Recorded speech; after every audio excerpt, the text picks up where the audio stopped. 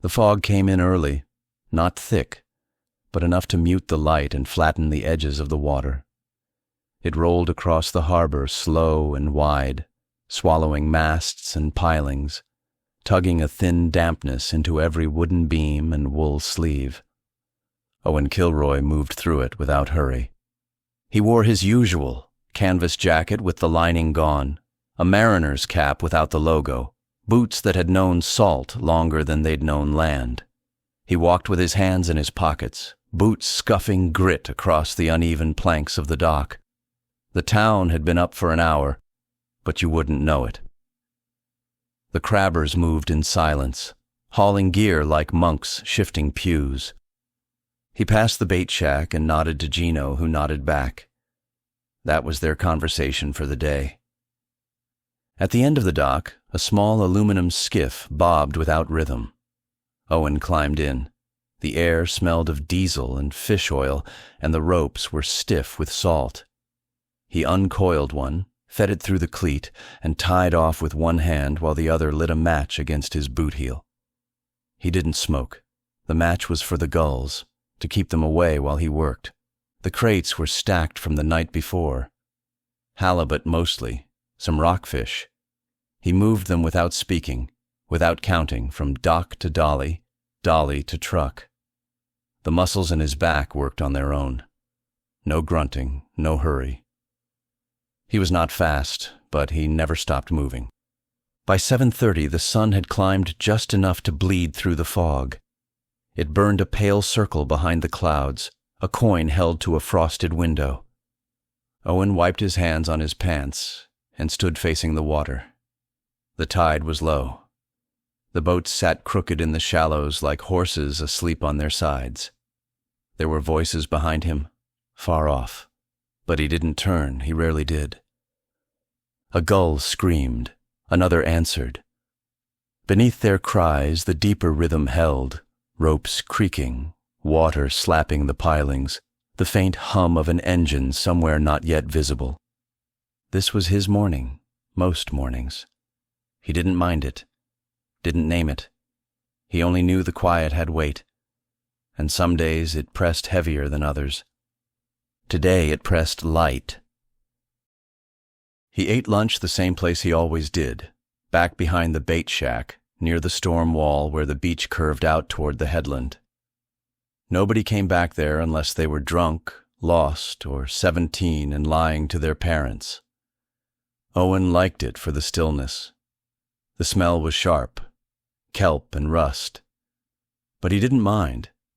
He sat on an overturned crate, the sandwich wrapped in waxed paper resting on his thigh. 2 eggs, mustard, a slice of last night's cod. The bread was stale. He chewed slowly, staring out over the water. The tide had come up since morning. The waves now touched the black rock halfway up the bluff. A small clatter of pebbles shifted under his boots when he leaned forward. He wiped his mouth, stood, stretched. Then, without any real thought, he bent down and picked up a smooth gray rock, about the size of his palm, cold and a little damp. He looked at it once, turned it over in his hand, and threw. It went farther than it should have. Not a skip, no arc for bouncing. It cut straight through the air, rising and holding like a bullet through fog. He lost sight of it after 3 seconds. There was no splash, just the sound of his own breath as he exhaled, slowly. He frowned, picked up another, threw. This one even cleaner, no tail, no wobble. His arm didn't strain. It was the kind of throw you make in anger or instinct. But he wasn't angry. He wasn't anything. One more, then another. Each stone flew the same way, fast, flat, and frighteningly far. He wasn't aiming. There was no tension in his shoulder, no whip of the elbow. The release point felt natural, almost remembered. He kept going, 6 throws, then 8. Then he stopped, not because he was tired, but because it felt like a ritual he didn't understand. He stood still. The sea made no comment. From above, near the old wooden path that ran along the edge of the bluff, someone shifted their weight. Owen turned his head slowly.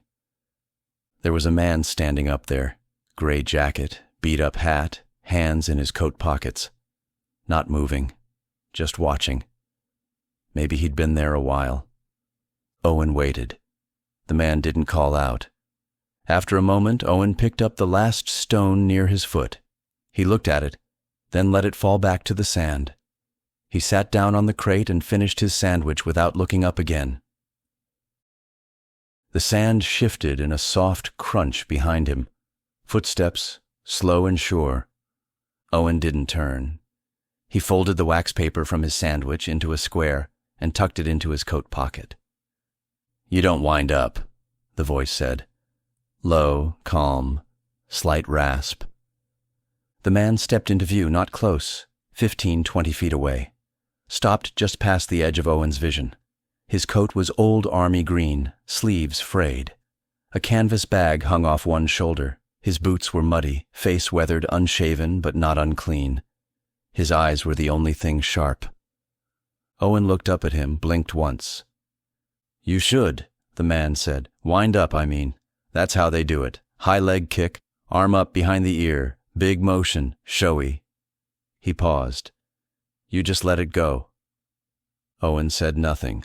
The man dug into his bag, pulled something out, and tossed it underhand toward him. Owen caught it without thinking. A glove, old, oiled into near blackness, laces retied with fishing twine, the kind of leather that's been worked over by time and care, not money. "You ever feel something in your hand and know it belongs there?" the man asked. Owen looked at the glove, turned it in his palm once, flexed it. "It's not for sale," the man said. "Just didn't want it to die in the bag." Silence stretched. The gulls barked again. The sea beyond them kept pulling and returning, pulling and returning. Owen finally asked, "You play?" The man smiled, barely. "Once." "Majors?" The man shook his head. "AAA, Kansas City system. Long time ago. I was a catcher, had a good eye, bad knees." He didn't offer a name. Owen didn't ask. Instead, he set the glove on his lap. The man nodded toward the bluff. "You've thrown before?" "No." "Not even as a kid?" "No." The man studied him for a moment. Not suspicious. Curious, maybe. Or trying not to look impressed. "Well," he said finally, "it looked like it wasn't the first time." Owen didn't respond. The man stepped back a little. "There's a field off Humboldt. Little sandlot behind the shuttered lumber yard. Doesn't get much use. Mostly kids smoking behind the fence. I'll be there around 5. He tapped the brim of his cap, not quite a salute. "You come, you come." Then he turned, climbed back up the bluff trail without looking back. Owen sat there for a long time after he was gone. The glove stayed on his lap. He didn't squeeze it, didn't sniff it, just let it rest there, like it had landed. He clocked out just after 4. The dock lights buzzed with flies and sea gnats, their filaments dimmed by the fog. A rusted bell rang once near the ice bins. The tide was back up. Boats bobbed against their ropes like restless cattle.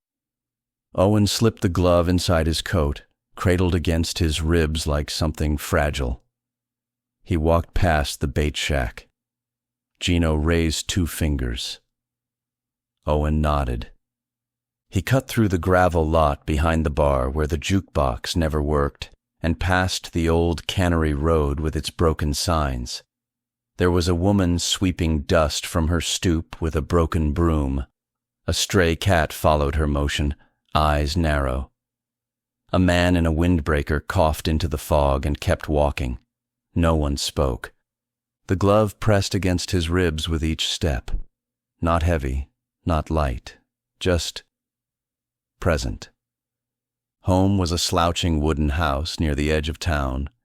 Salt-stained siding, a roof repaired with tin and tar. The porch creaked when he stepped on it. It always had. His uncle was at the table, same as most evenings. Steel thermos, fish paper rolled out with notes in pencil, some kind of ledger. The kitchen smelled of tinned tomatoes and something fried. Owen hung his coat and the glove with it. Didn't mention it. They ate without words. Fried potatoes, cold beans, a thick slice of bread, toasted in a pan. The fork clicks were the loudest sound in the room. Neither man chewed loud. They rarely said anything after 5 p.m., and it wasn't because they were angry. It was just how the walls worked. After dinner, Owen cleared the plates. His uncle lit a cigarette, stared at the same spot in the table he always stared at, as if something had once happened there and he was waiting for it to happen again. Owen's room was upstairs, low ceiling, one narrow window facing west, where the sea was just visible through the pines. He had a mattress on a wooden frame, a chair, and a crate full of old books with no spines. He unhooked his coat from the peg and slid the glove out from its fold. Held it in both hands.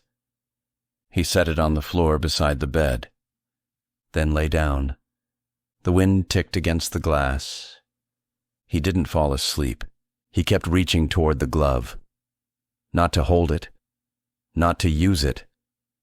Just to feel if it was still there. It always was. By the time the light came, it was the kind of gray that makes you wonder if the sun forgot. Owen dressed without turning on the lamp.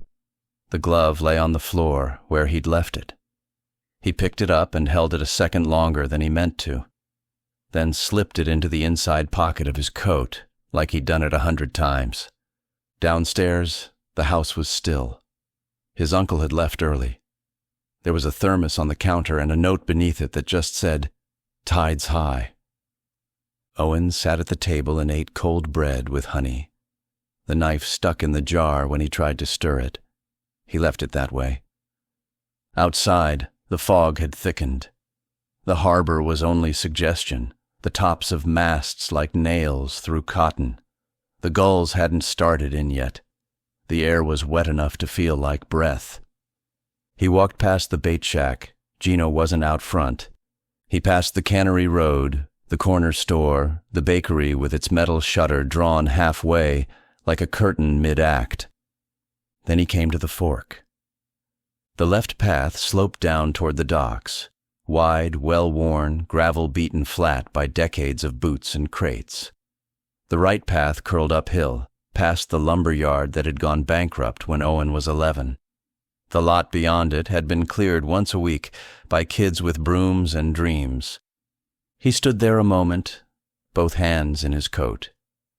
A truck groaned awake somewhere to the south. A dog barked once, then gave up. Owen looked left, looked right. Then he turned right. The gravel crunched finer under his boots as he passed the old lumberyard gates. Chain-link fence sagged along the sides, rust curling it like burnt paper. Past that, the path turned to weeds and cracked blacktop. Blackberry vines grew wild through the fence posts. Somebody had tried to clear them once. They'd come back stronger. The field wasn't much. Chain-link backstop bent at the corners. The dirt infield had turned half to grass, the outfield a quilt of moss, wild clover, and dandelions that leaned when you breathed too close. A bench, broken in the middle, sat beneath a leaning scoreboard with no numbers left. Hal stood behind home plate, jacket off, sleeves rolled.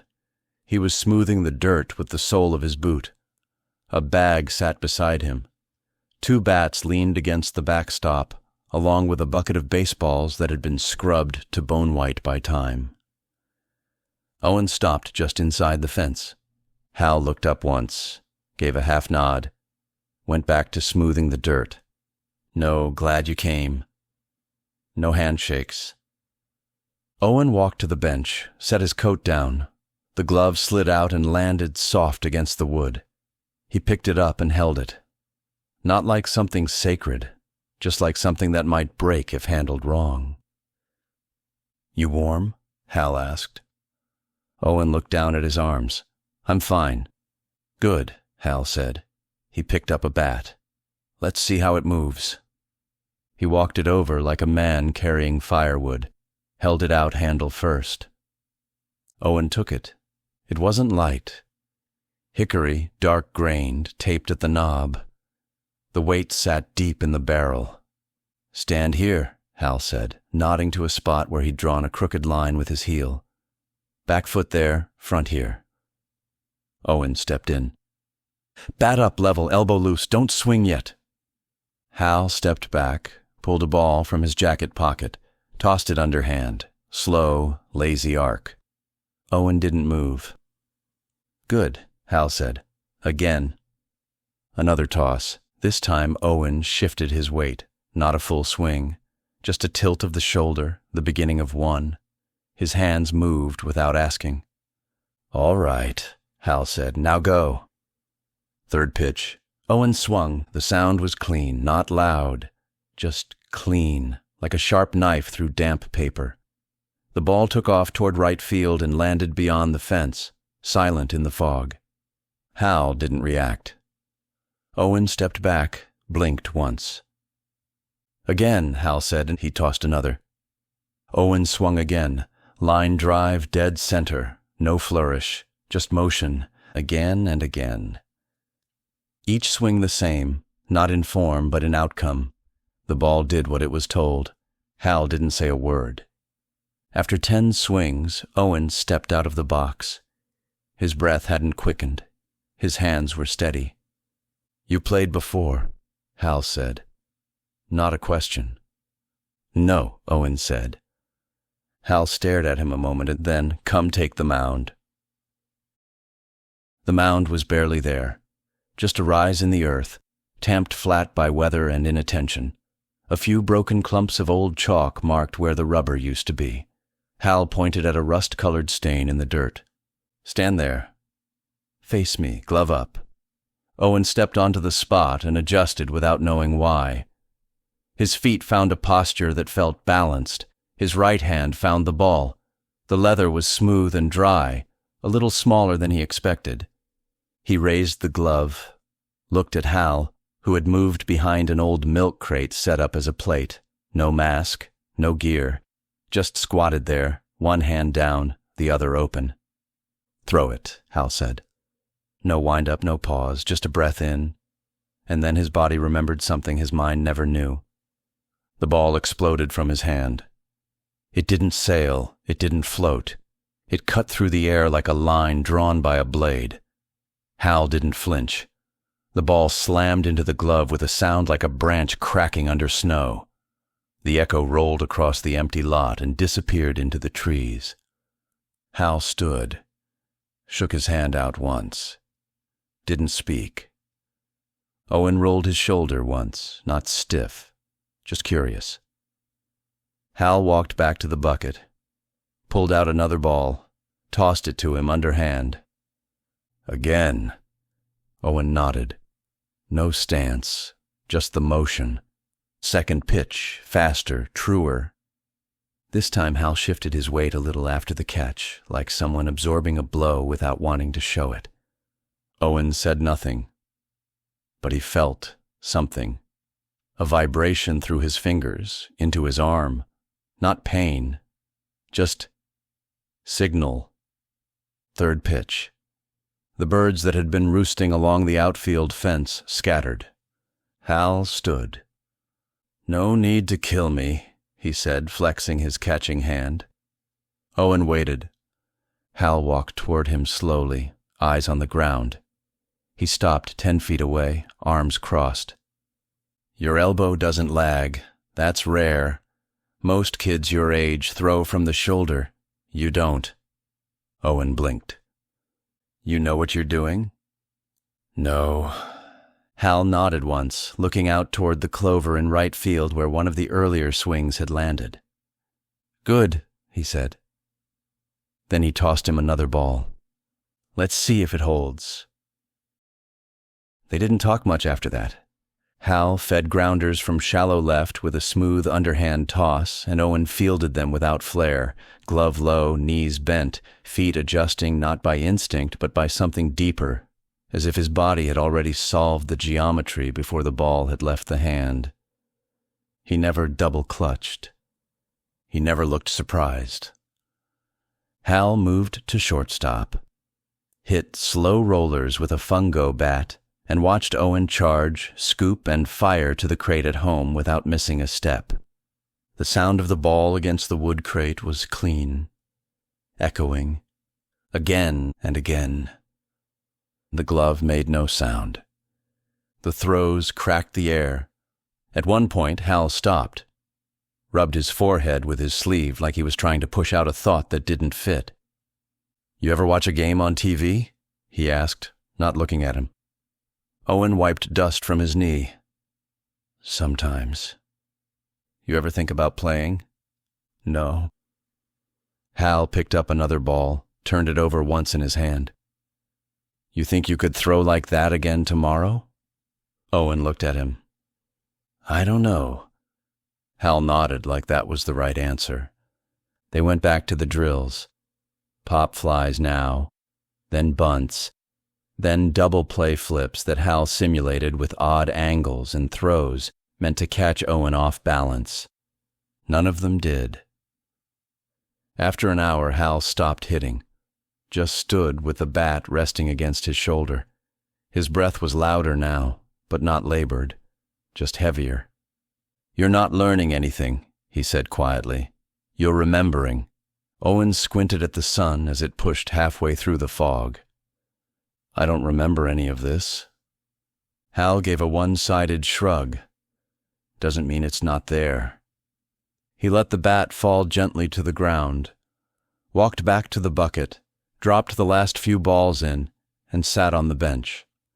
Owen stood it short, glove tucked under one arm, dust in his hair. They didn't say anything for a long time. Hal finally looked up. His voice was flat, calm. "You free tomorrow?" Owen nodded. "Same time. Bring the glove." Owen nodded again. Hal leaned back on the bench like he'd just unloaded something heavy. "All right then." Hal didn't stand when Owen walked toward the bench. He just reached into the bucket and pulled out a ball.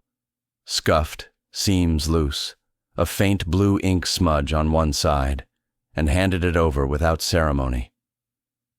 "You hang on to that." Owen took it, turned it in his hand once, twice. The leather was warmer than he expected. He didn't ask why it mattered. Hal didn't say.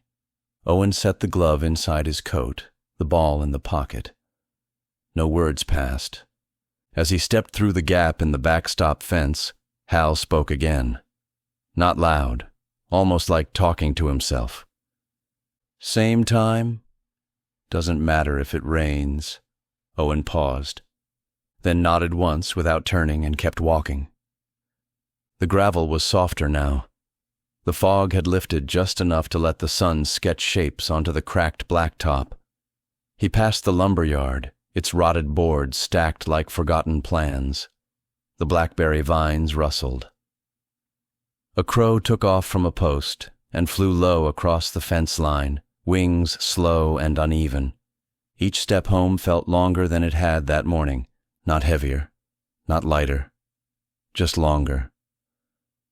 At the fork, he didn't hesitate, turned left this time, toward the docks, toward what he already knew. But the ball in his pocket shifted with each step, like it was reminding him of itself. And somewhere in his arm, just below the shoulder, just above the elbow, he could still feel the echo of that first pitch. It wasn't pain. It was memory.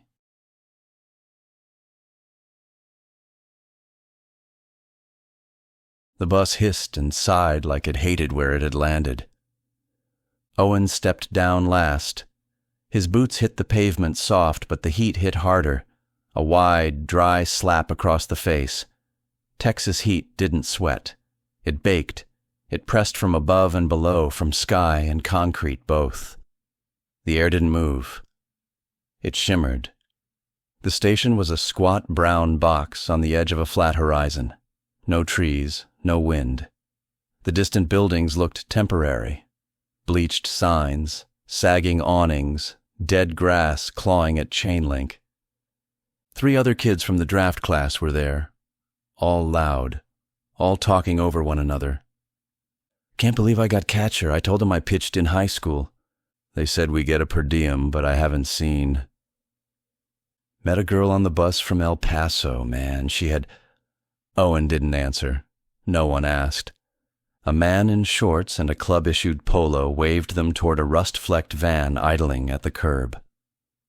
"Let's go, boys. Gear in the back. Roster meeting in an hour." The van smelled like sunflower seeds, Gatorade, and something dying under the seat. The radio played country 2 clicks too loud. Owen sat in the far back, window down. The glove was in his duffel, the ball in his coat pocket, which he kept folded in his lap even though it was too hot to wear. They passed a gas station, a strip club with blacked-out windows, and a taco stand with no name. Billboards promised air conditioning and divine salvation. None delivered. The other players kept talking. Owen looked out the window. Everything was flat. Not just the land, the light too, flat and wide and endless.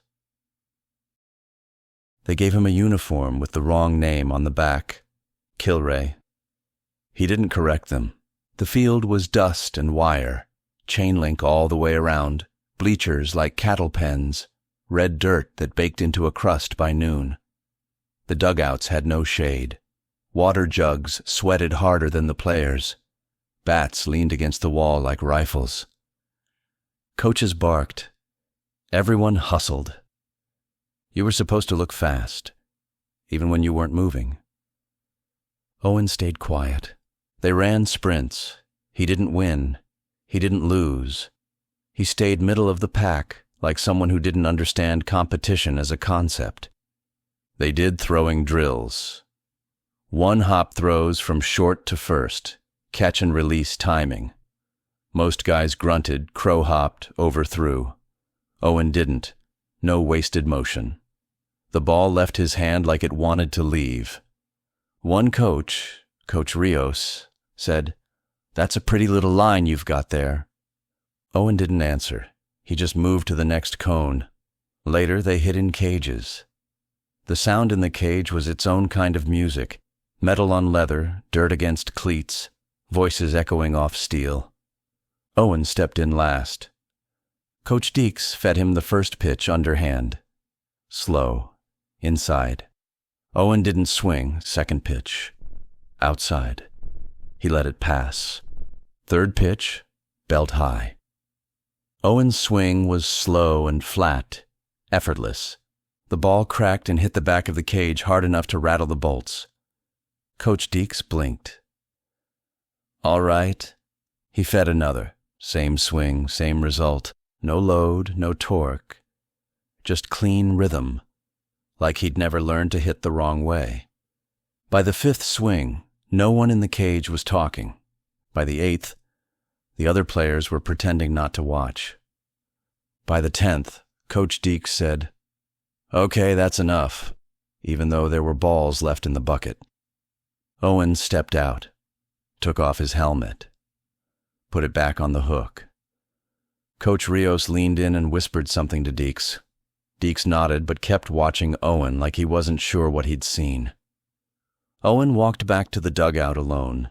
No swagger, no expression, just quiet feet and dust behind him. They gave him number 61, too high for someone who mattered.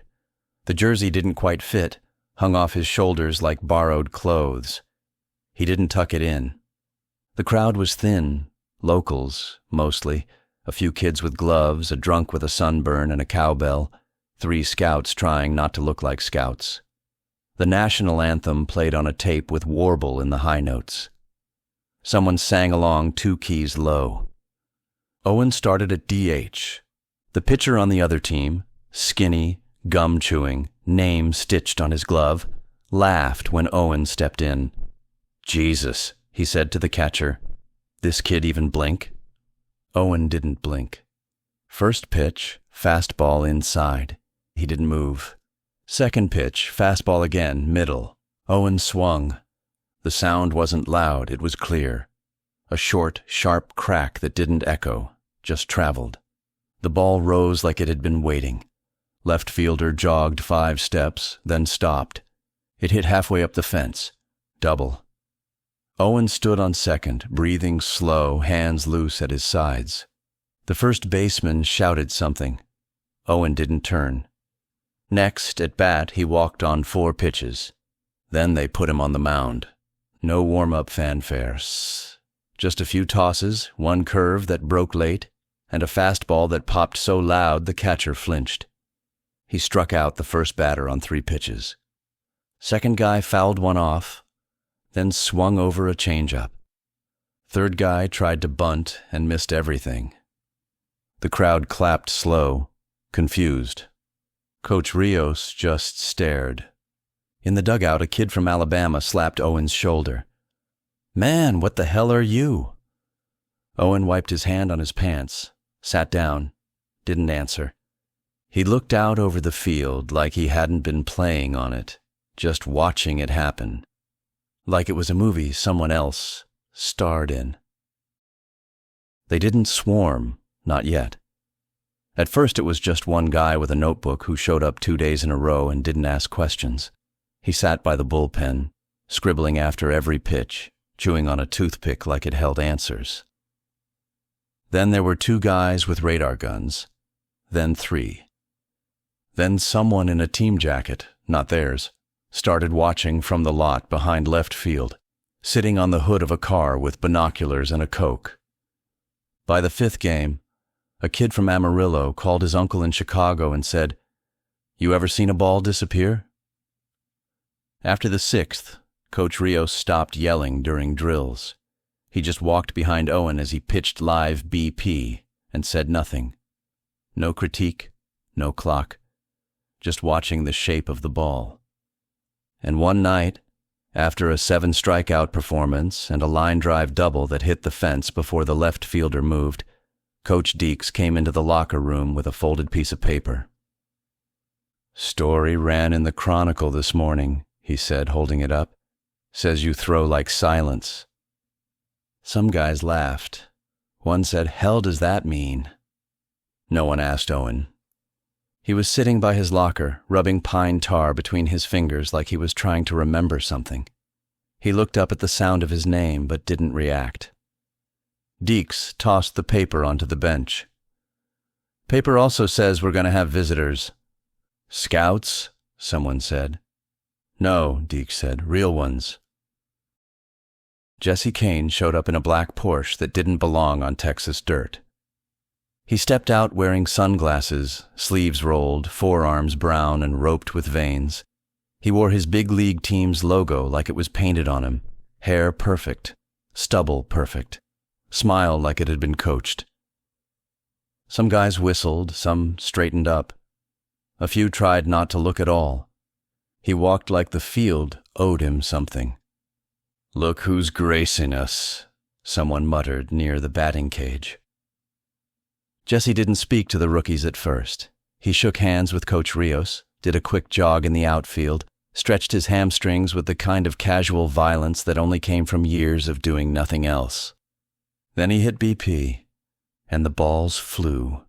Big, high shots to center, lasers to the gap, one off the light pole. The dugout clapped. One guy said, "That's different, man. That's real." Owen sat on the far end, lacing his cleats slower than necessary. He hadn't looked up once. Jesse came in after 20 swings, poured water over his head, towel around his neck. Coach Deeks walked over, said, "Owen, you're up." Owen stood, quiet, moved to the cage. Jesse glanced at him, then did a double take. "Wait," Jesse said. "This the kid?" Deeks nodded. "That's Kilroy." "It's Kilroy?" Jesse repeated, slow. "He looks like he cuts bait for a living." No one laughed. Owen picked up a bat, no response, no expression. Jesse leaned against the bench, arms folded, sunglasses still on. "You hit like they say, kid?" Owen looked at him just once. Not up, not down, just flat. Then he stepped in. Coach Rios flipped him the first pitch. Line drive, low and fast. Second, another. Third, pulled to the corner. Fourth, off the back wall. Owen stepped out after 5 swings. Quiet, efficient. Jesse hadn't moved, just watched.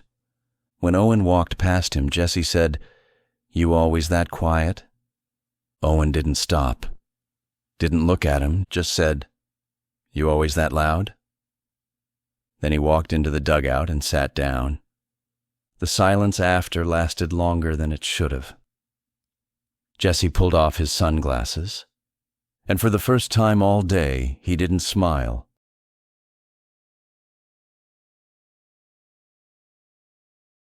The game ended the way most of Owen's games ended, fast and quiet. 8 strikeouts, 2 hits, 1 walk. A line drive single to right in the 7th that scored 2. He didn't look at the scoreboard, didn't smile crossing the plate. Just sat down, took off his batting gloves, and stared at the dirt between his cleats. Coach Rios came into the dugout in the 8th.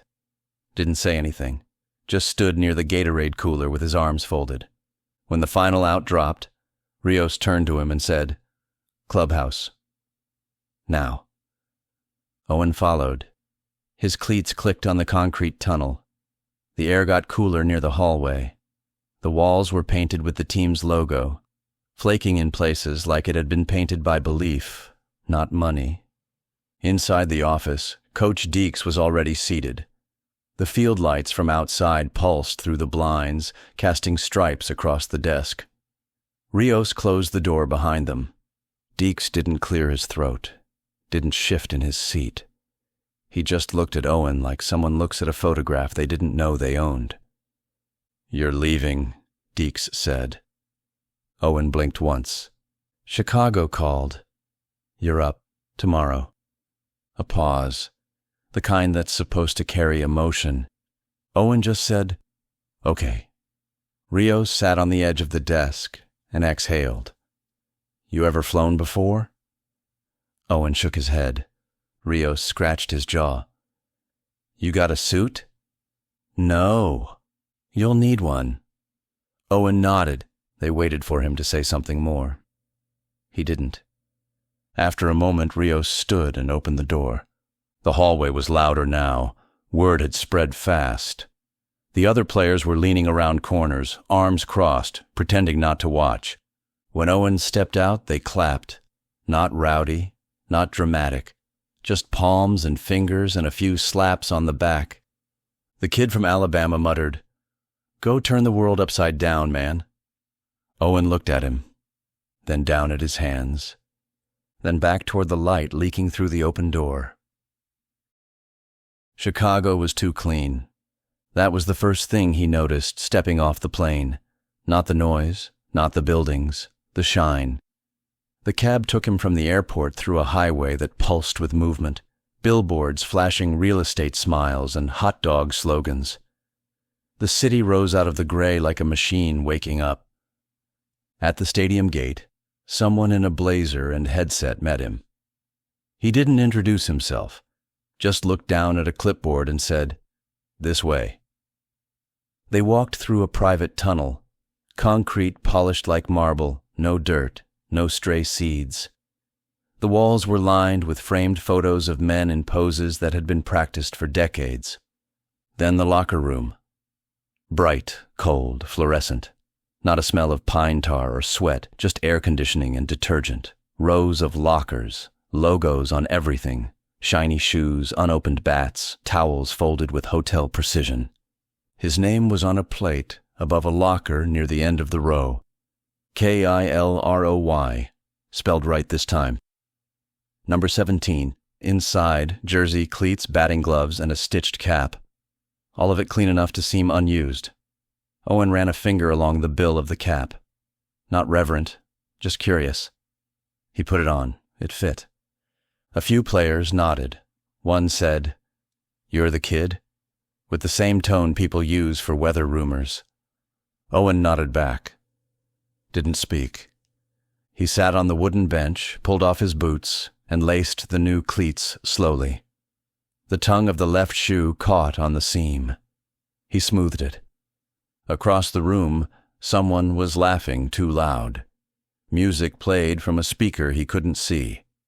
He picked up the jersey, turned it in his hands, held it to the light like he expected to see through it. He didn't hang it in his locker.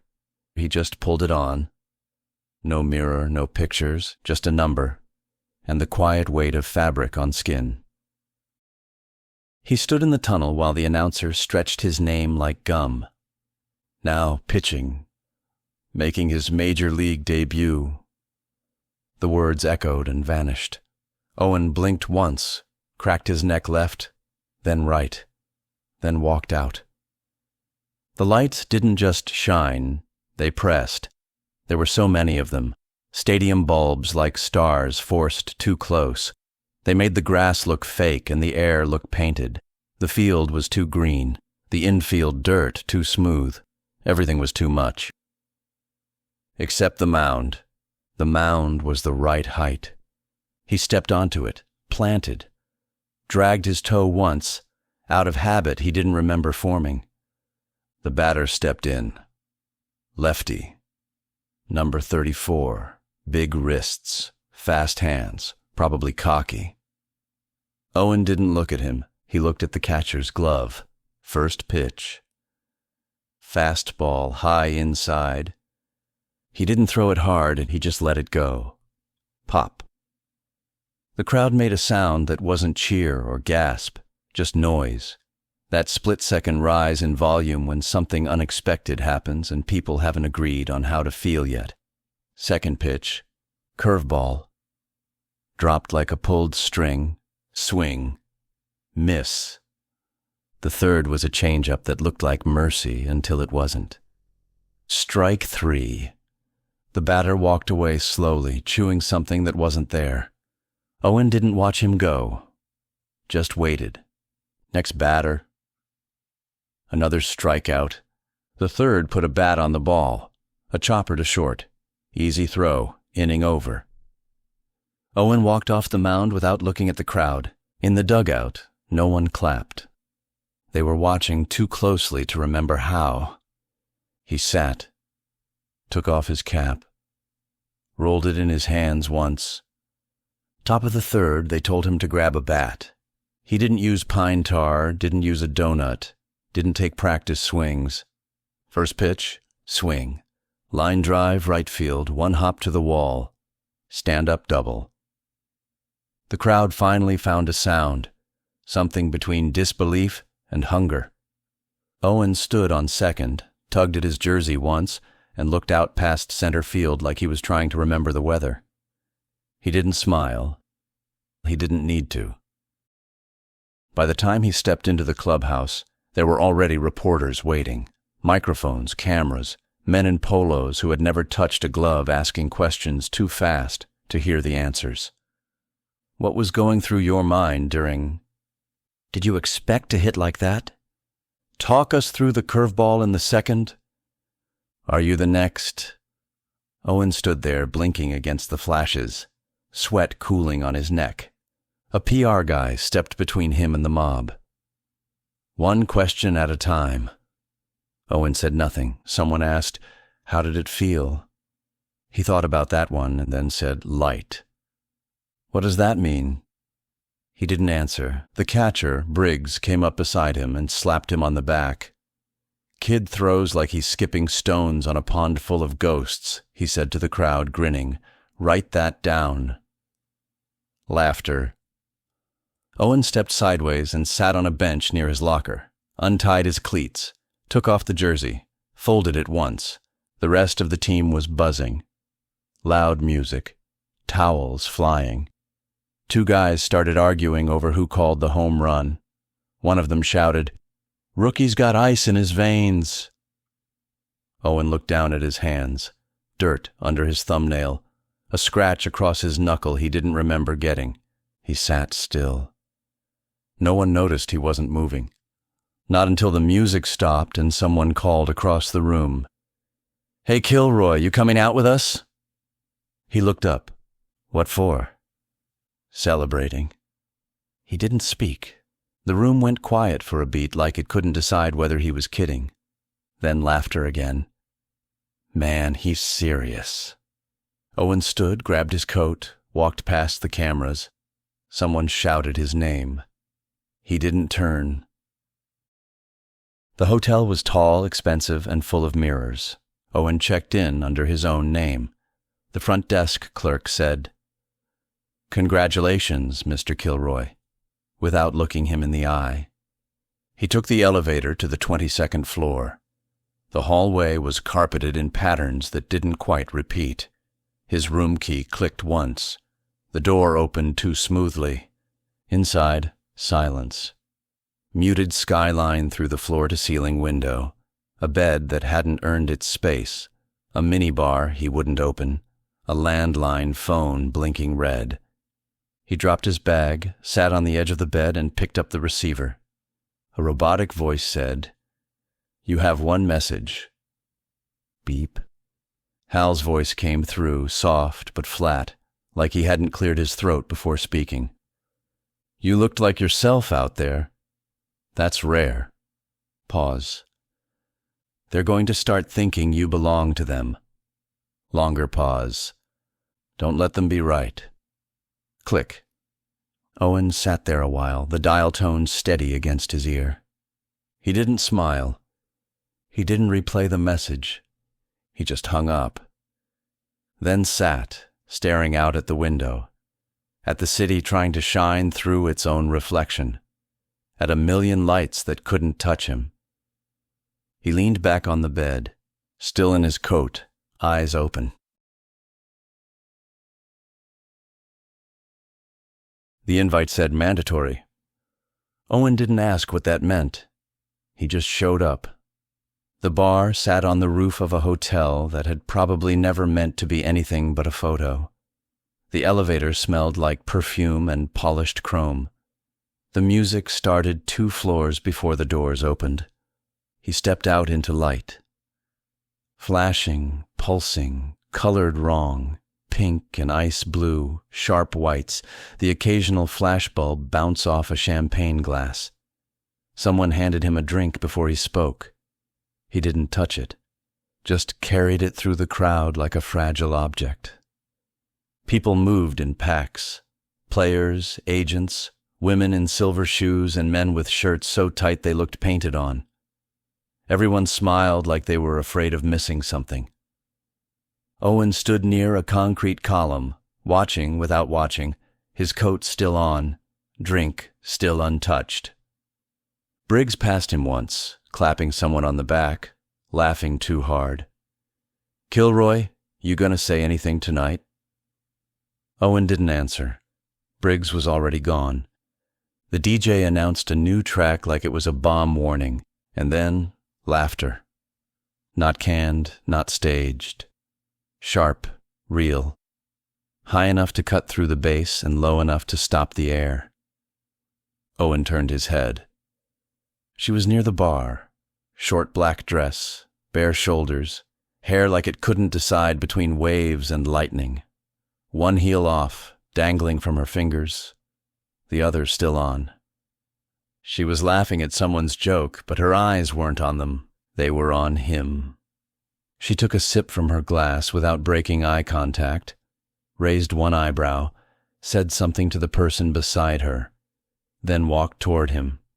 Not fast, not slow, just like she'd decided something. Owen blinked once, didn't move. She stopped 3 feet away, barefoot on one side, glass in her left hand, smile that didn't reach her eyes. "You look like someone who wandered into the wrong century," she said. Owen looked at her, said nothing. She smiled wider. "Don't tell me, you're the silent type." Still nothing. She leaned forward, curious now. "Or are you just bored?" Owen said, "Neither." "Ah," she said, tipping her glass toward him. "A voice," I was beginning to think you were an art installation. She drank. He didn't. What's your name? You already know. I do, she said, but I like hearing people say it for themselves. He met her eyes. Owen. Delia, she said, and offered her hand like it was part of a game. He didn't shake it. She didn't mind. She let her hand drop and looked him over like she was trying to find the crack in something carved. So, she said. Pitcher. Hitter. Stoic. Owen didn't correct her. You always this social? No. She grinned. You talk like you've got a word limit. He said nothing. She took another sip. The condensation trailed down her wrist. She didn't wipe it.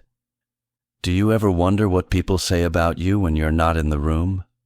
No. Liar. Owen tilted his head slightly. Why would I? Delia looked at him like that was the first interesting thing anyone had said all night. I don't know, she said. Because it's fun? Because it tells you where the game is being played? I'm not playing. Oh, she said. That's the most dangerous kind of player. She took his untouched drink from his hand and set it on a nearby ledge. I've seen you on TV. Twice. You hit like you're trying not to wake something up. He looked at her. What do you do? I disappoint my agent, she said, smiling wide. And sometimes I sell shoes to people who don't need them. A beat of silence. Then she said softer, and I try to find people who mean what they do, which is harder than it should be. Owen nodded once. That a yes? No? See? She said, pointing with her glass. You keep doing that. People are going to mistake it for mystery. He shrugged. Delia turned and leaned against the column beside him, their shoulders almost level. She looked out over the crowd, the fake laughs, the clicking glasses, the flicker of neon signs through the sliding glass doors. I hate places like this, she said. And then why are you here? She didn't answer right away, and then, same reason you are. Owen looked at her. Delia said, because someone told us it was part of the job. They left without saying goodbye. She didn't ask, he didn't suggest. They just moved, out of the noise, down the elevator, through the lobby where a bellhop watched them pass without blinking. Outside, the city was still awake, but not alive. Too late for crowds, too early for delivery trucks.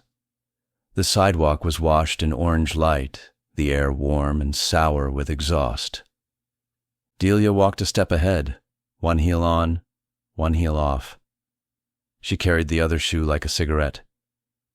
Don't tell anyone, she said, but I like this part better. Owen walked beside her, hands in his coat, eyes forward. You talk like you're in a movie, he said. Maybe I am, she said. Maybe you are too. I don't feel like it. Exactly. She pointed up at a blinking billboard advertising a watch. The model looked like a man trying to remember his lines. That guy definitely knows he's in one. They walked in silence for a while. A cab rolled by. Somewhere far off, someone shouted a name into the night.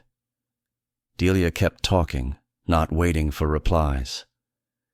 I used to think fame would feel like wind, like something moving through you. Does it? No, she said. It feels like dust, like it settles on you and makes everything look fake. Owen nodded slightly. They passed a donut shop with its gate half drawn and lights still on. She looked at it. Hungry? No, she laughed. Another surprise.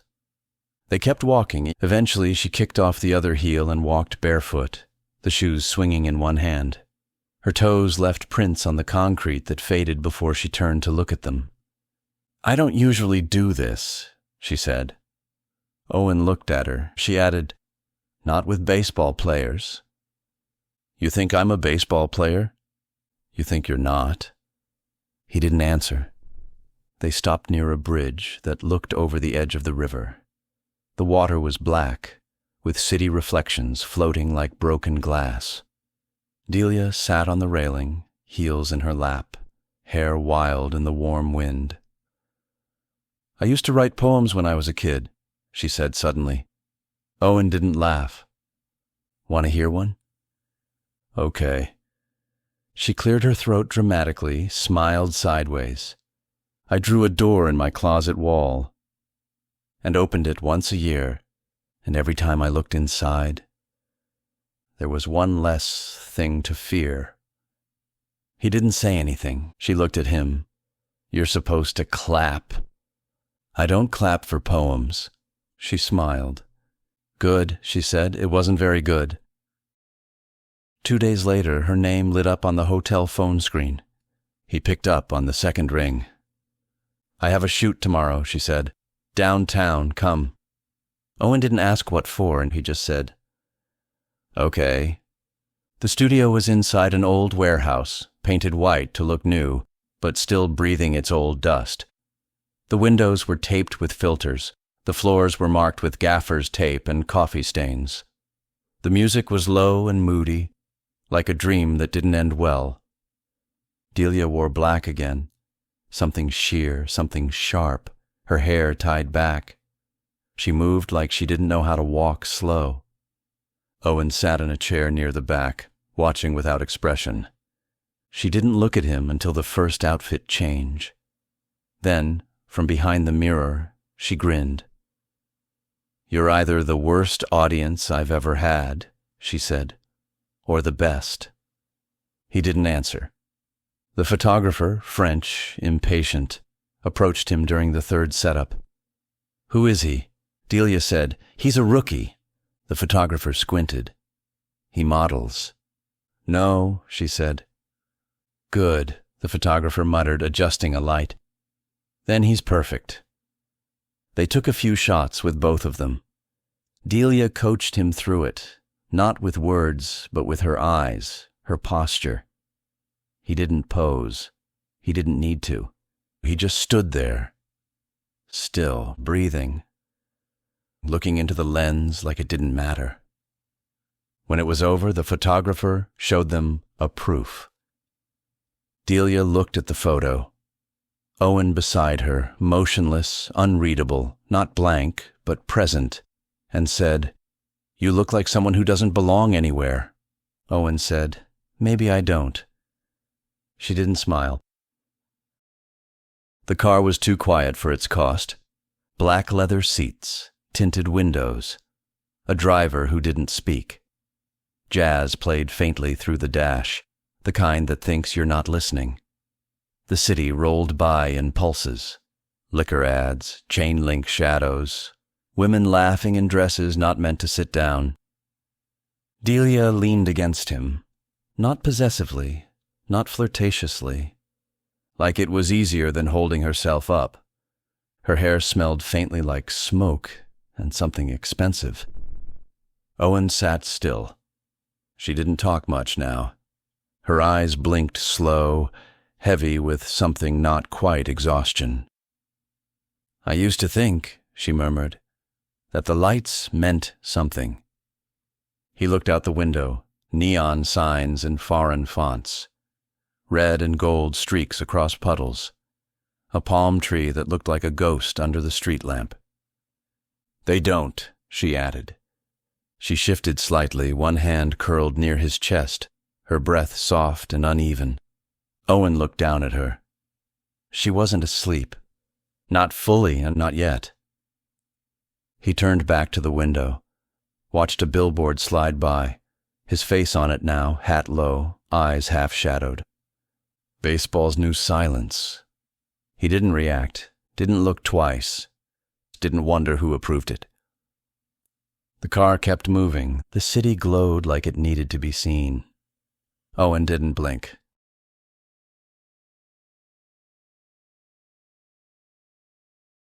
It started with a foul ball. Top of the third. Fastball outer half. He should have let it pass, or waited, or turned it into a line drive down the line.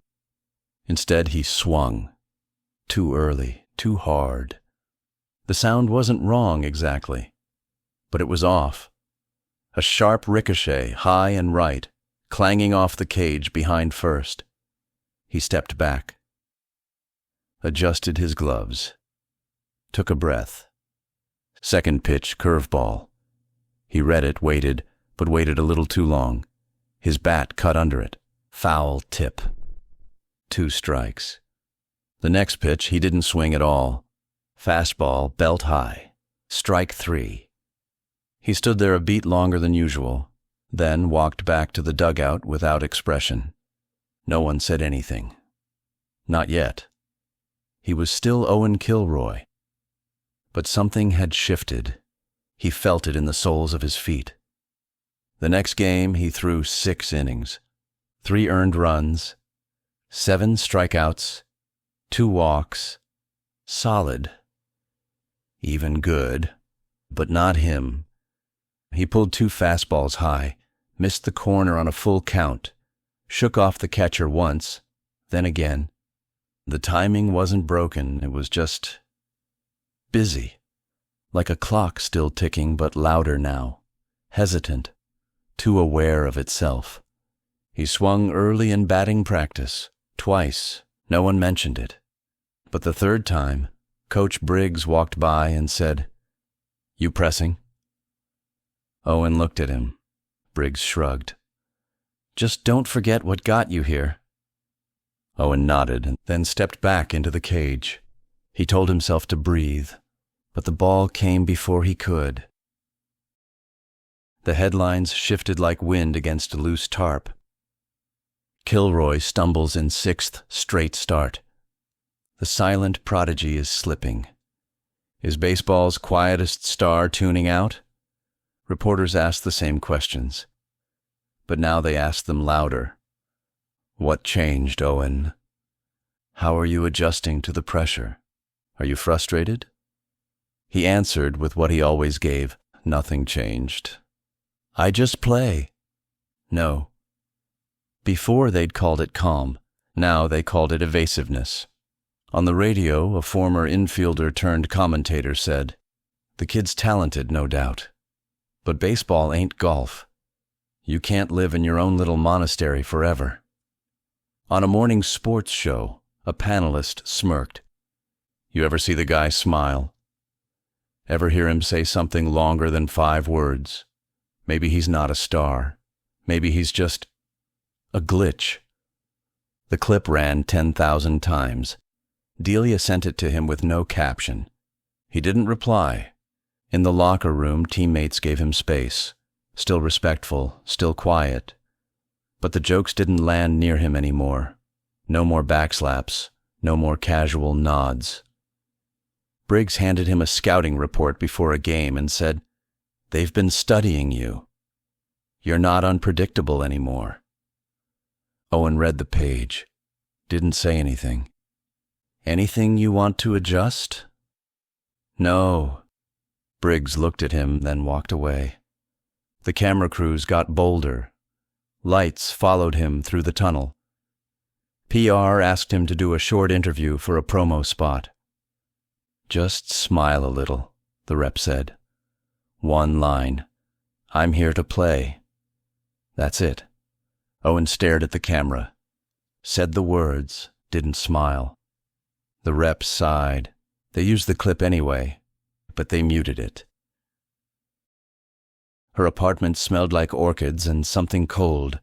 The furniture was soft and expensive, designed for people who posed without knowing it. She had a balcony that overlooked the curve of sunset, the lights like veins glowing under thin skin. Owen sat on the couch, arms draped across his knees, watching the traffic move like water down a slope. Delia sat across from him, barefoot, knees pulled up under a blanket. Her makeup was half off, her voice half a whisper. "I think you should give them something."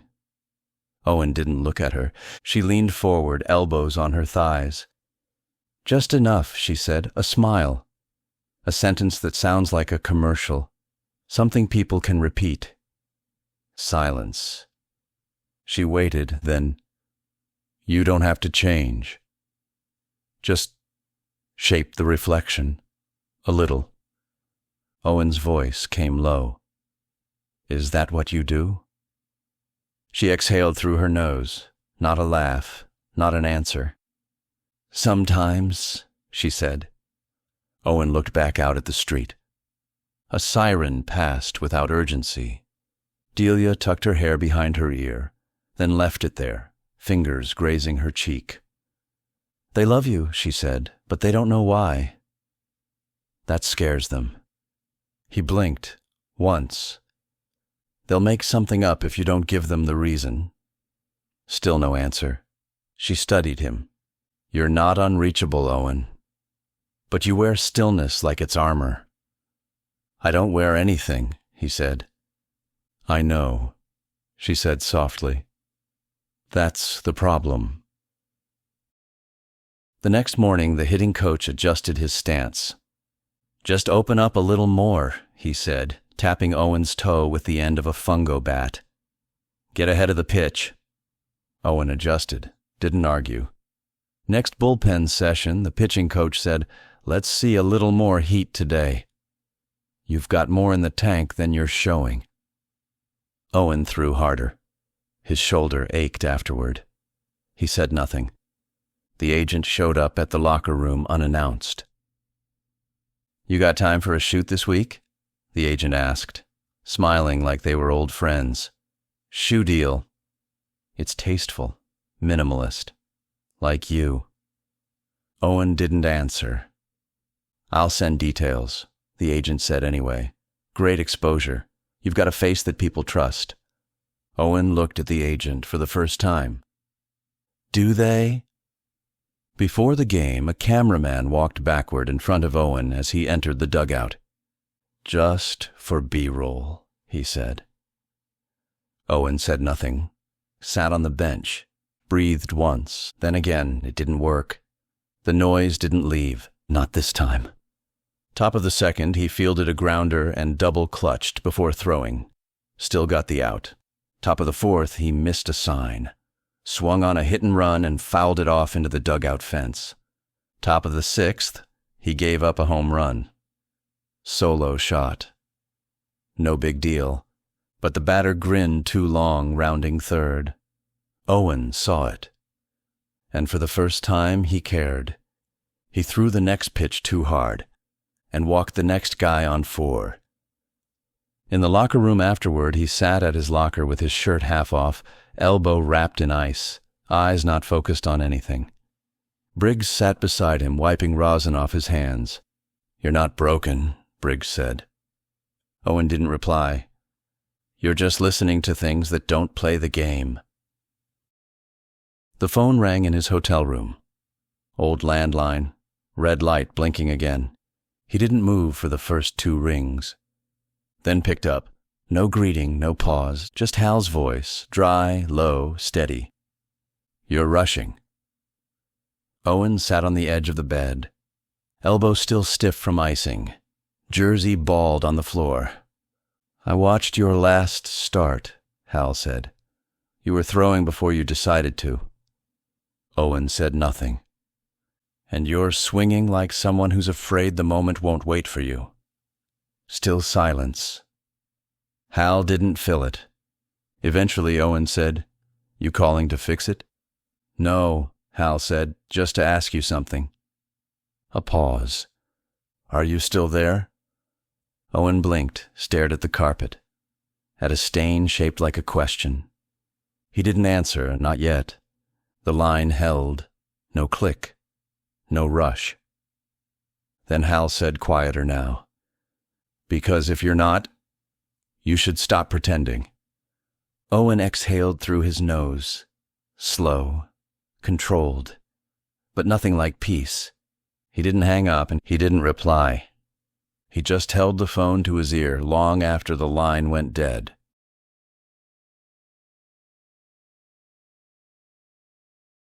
It started with his hands, They weren't wrong.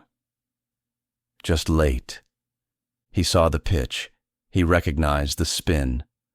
But the hands didn't go, or went too soon, or too tight. In the cage, he adjusted his stance, widened it, shortened his stride. He took a breath, tried to find the pause between things, the moment when nothing moves and everything waits. But it wasn't there. He swung again, whiff. Briggs, leaning on the cage with arms crossed, said, "You're trying to remember how to breathe while you're already underwater." Owen didn't answer. Briggs tossed another ball into the machine. Crack. Foul, hard, and late. "Your shoulders are talking louder than your hips," Briggs muttered. "That ever happened before?" "No," Owen said. Briggs nodded once. "That's what I thought." On the mound, it was worse. He gripped the ball too hard, tried to shape the curve instead of feel it. He shook off signs, hit the edge of the zone, and stared like the plate had moved. The catcher jogged out in the third, crouched beside him, mask on, voice low. "You okay?" Owen didn't answer. He threw the next pitch in the dirt. Fourth inning, pulled early. Coach didn't yell, didn't say much at all. "Rest up," was all he offered, hand tapping his back as Owen walked past. Owen didn't sit, just stood at the edge of the dugout. Cap low, elbow tight, mouth closed. The crowd still cheered when they showed his face on the screen, but it was thinner now, like they were clapping for a version of him they remembered. The tux itched. Delia said it was tailored perfectly, but it still didn't feel like it belonged to him, or he to it. She looked like light sculpted into a woman. Silver dress, sharp shoulders, lipstick the color of Last Chance's. Her hand on his arm felt both warm and distant. "Just stand still and try not to look like you're planning an escape," she said as they pulled up to the venue. He didn't answer. The carpet wasn't red. It was white, backlit, reflective. A wall of photographers stood behind ropes, shouting names like they were commands. "Delia, over the shoulder." "Delia, to your left." "Kilroy, just one smile, buddy." He didn't. She smiled enough for both of them. She leaned in once, whispered, "It's not about being real. It's about being seen." Owen looked straight ahead. Inside, everything gleamed. Glass chandeliers, white tablecloths, gold accents, laughter that sounded too clean. A host in a sequined jacket introduced Delia from the stage. "She's the face of a generation, and the name on every billboard." Applause. A camera found her table. She kissed Owen on the cheek. The audience cooed. He didn't flinch, but he also didn't smile. Backstage, she handed him a flute of champagne. He didn't drink it. "You're a ghost in a movie," she said.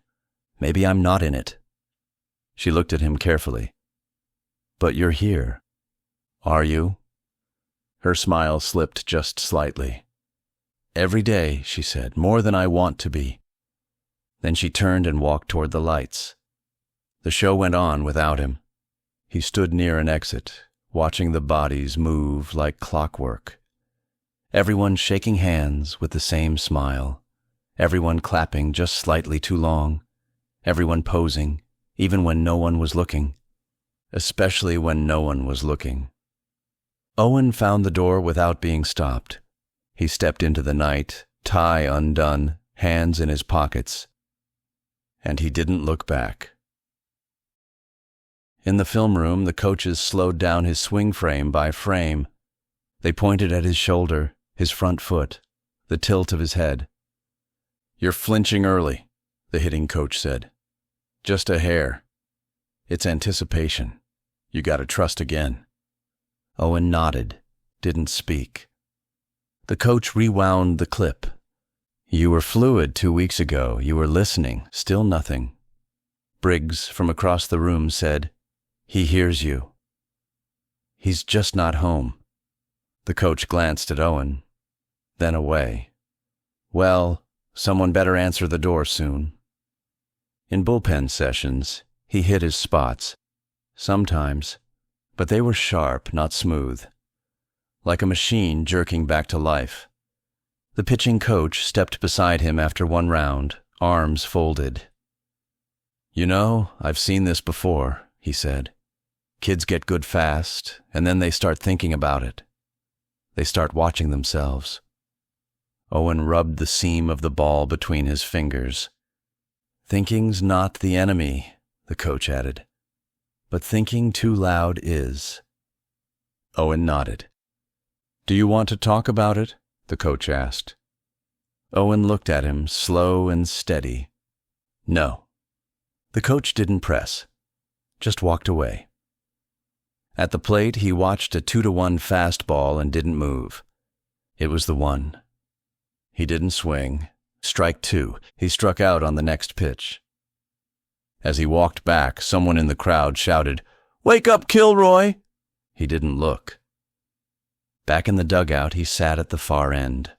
Alone, cap pulled low, elbows on knees, breathing slow but not deep.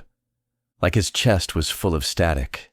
One of the assistant coaches walked past and muttered, "He's here." But it's like the room is empty.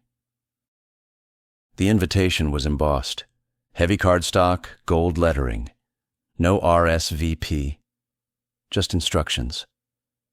Honoring Owen Kilroy, the future of baseball. Cocktails at 7. Speech at 8:30. Rooftop. He arrived at 7:42. No tie, no +1. The room was white again. Too white. Spotless glass windows opened to the skyline. A string quartet played a cover of something that used to mean something. Waiters floated by with plates of food that looked afraid to be touched. A giant poster stood near the champagne table. Owen Kilroy. Silent strength. The image, him mid-swing. Bat frozen in follow-through, face unreadable. He stood beside it for a moment, staring at his own form like it belonged to someone else. Someone tapped his shoulder. The team owner, shiny blazer, whiter teeth than memory allows. "Owen, my man, we are so proud of you," he said, gripping Owen's hand with both of his own. Owen nodded. "Everyone's watching," the owner added, sotto voce, with a grin. "And tonight, we're going to give them something to watch." Owen didn't reply. He moved through the crowd without touching anything. Someone tried to pull him toward a photographer. "Quick shot for the socials." He shook his head, kept walking. Delia wasn't there. He didn't ask why. He found the balcony, leaned against the glass, looked at the city below, the way it blinked without apology. Behind him the speech began, words like legacy, promise, franchise face. He heard his name followed by applause. He didn't turn around. He just stepped back from the glass, into shadow, then to the stairs, then into the elevator. Nobody noticed him leave. They were too busy clapping. He walked down 5 blocks, then 7 more, crossed against lights, past gas stations, shuttered shops, a man asleep under an awning holding a bag like it owed him money. He didn't check his watch. He didn't have one. The stadium rose slowly in the distance. At night it looked more honest. No banners, no noise, just concrete and light shadows, hulking like a ship docked in the middle of land. He slipped through the security gate with the quiet nod of someone who didn't ask permission. A nod returned by a guard who had seen too many games and knew a man who needed space when he saw one. Inside, the seats stretched into silence. No vendors, no kids screaming, no pop music between innings, just the low hum of electricity keeping the scoreboard barely alive. Owen climbed, row by row, stair by stair, to the very top, the last row, He sat in seat 41, right behind home plate. It was sticky from a spilled Coke that no one had cleaned. He didn't mind. He leaned forward, forearms on knees, looked down at the diamond. The field from up there looked like something drawn by a hand that never made a mistake. The lines were perfect. The grass still glowed faintly under the moon. The mound was just a shadow. The plate, a suggestion. He breathed in, held it, let it out. Again, slower this time, no voices, no flashbulbs, no requests, no swing to fix, no pitch to sharpen. Just the shape of the game, without him in it. He didn't move for a long time.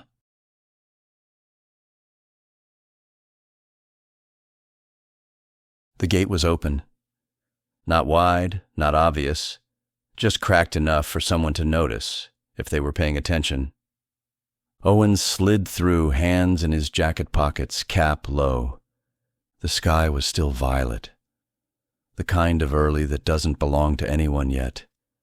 Dew on the grass, birds too sleepy to sing.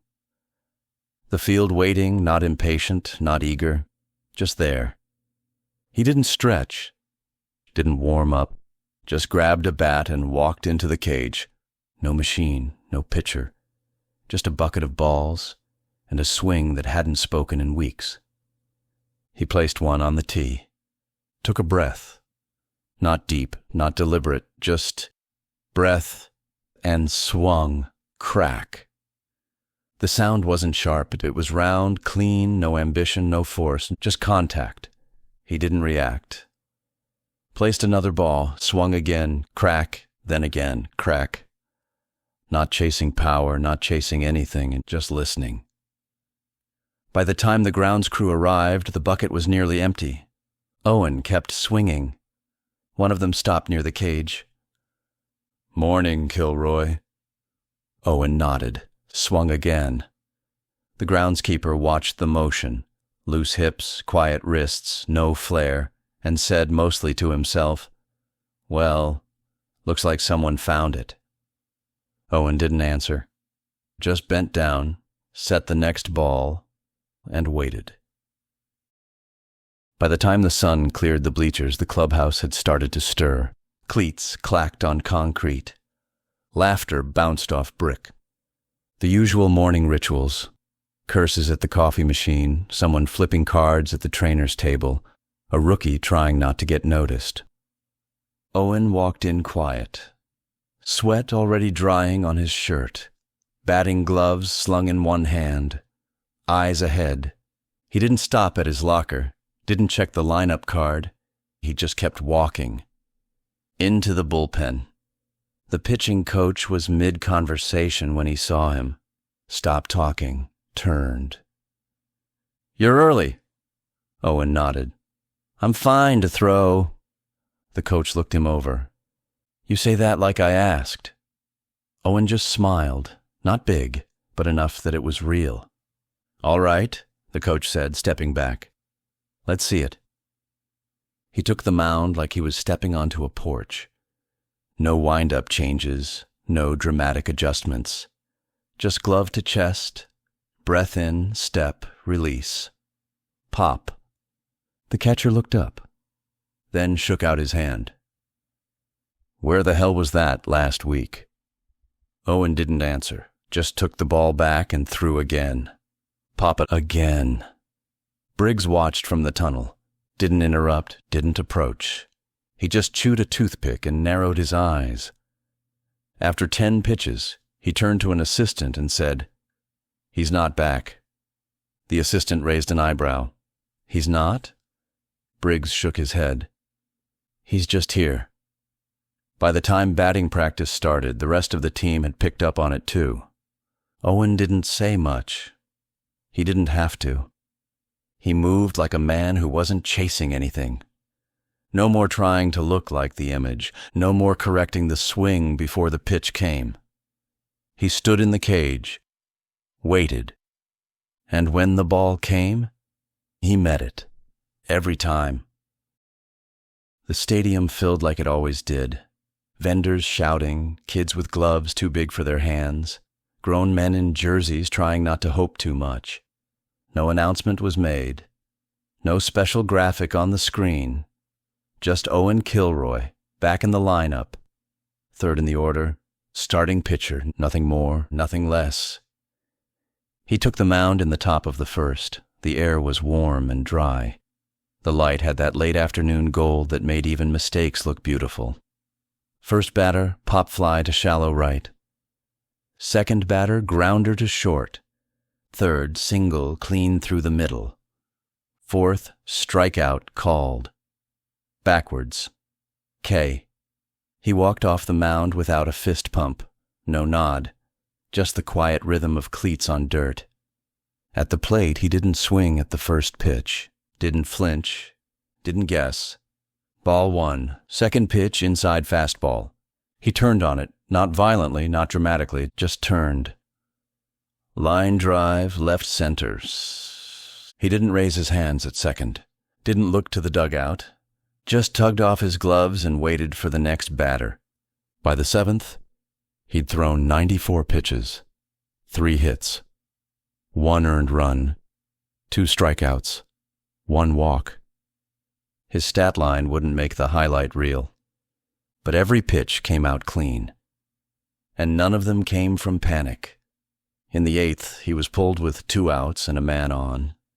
Briggs met him halfway to the dugout, didn't say a word, just took the ball, clapped his shoulder. Owen walked off, cap low, breath steady. The crowd gave him a soft ovation. Not wild, not theatrical, but real. He didn't wave. He didn't smile, but he heard it. All of it. And that was enough. The TV played with the volume low. Delia sat cross-legged on the edge of her couch, a wine glass balanced in one hand, the remote untouched in the other. She wasn't dressed for cameras, hair loose, black t-shirt, one sock on, the other lost somewhere in the cushions. The apartment was too quiet. No music, no calls, just the commentary murmuring beneath the city hum.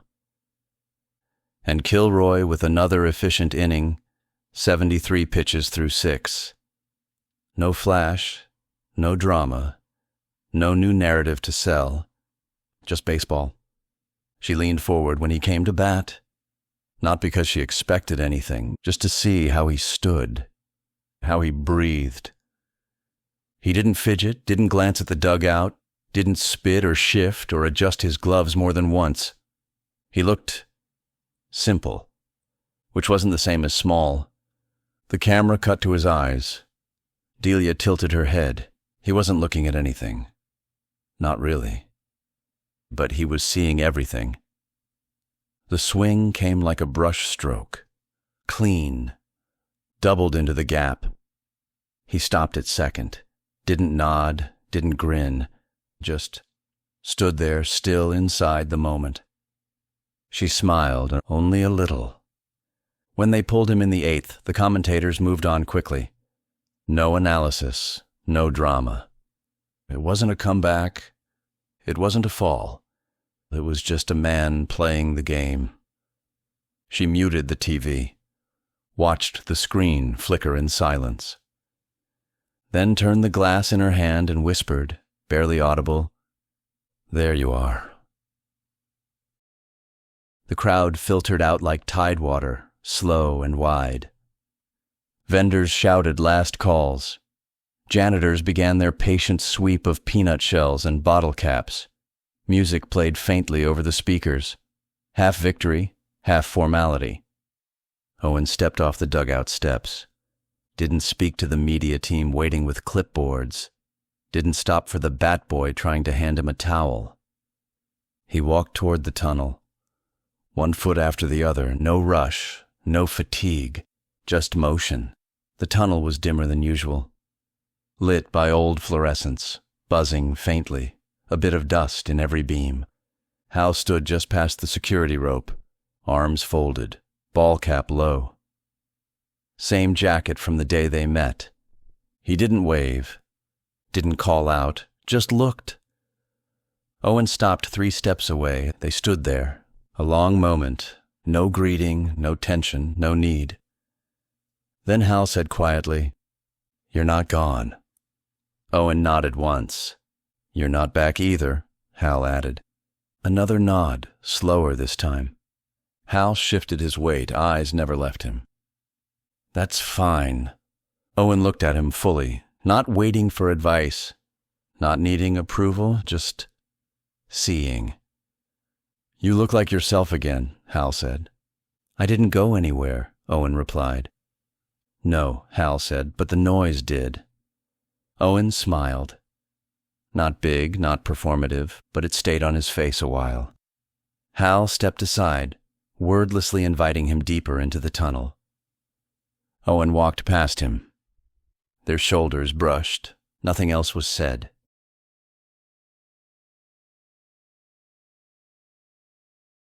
The gates clicked open at 6:12 a.m. No fans, no media vans, just the soft shuffle of brooms on concrete and the hum of sprinklers spinning somewhere behind the outfield wall. Owen walked in alone, duffel over one shoulder, jacket zipped to the neck. The clubhouse was half dark, lights flickering awake in slow rows. He didn't speak to the cleaning staff, just nodded, quiet and clear. In the batting cage, the machine wasn't even on yet, so he tossed the balls himself.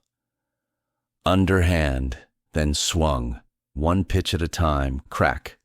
Pick it up, toss again, crack. He wasn't counting and wasn't tracking contact, wasn't filming for review. He just liked the sound, the rhythm. The moment between wind-up and connection. In the bullpen, he threw without a catcher. Just the net.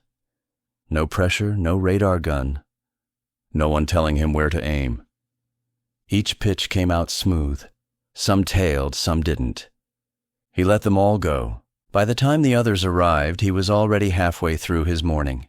Rookies passed him without comment. A few gave small nods. One stopped, hesitated. "Coach said you were out here before 6. Owen wiped his palms on his pants, looked at the kid. "Yeah." The rookie waited, maybe hoping for a tip, a lesson, something to fold into a notebook. But Owen just said, "It's better when it's quiet." The rookie blinked, then nodded back. That day, Owen went 2 for 4, through one inning of relief. Nobody interviewed him after. Nobody mentioned his name on the late-night shows. The next morning, he showed up at 6:03, even earlier, just to hear the park breathe. They started showing up earlier, too. Not all at once. First, just one, a skinny kid from Tulsa who couldn't stop fidgeting with his glove. Then another, and another.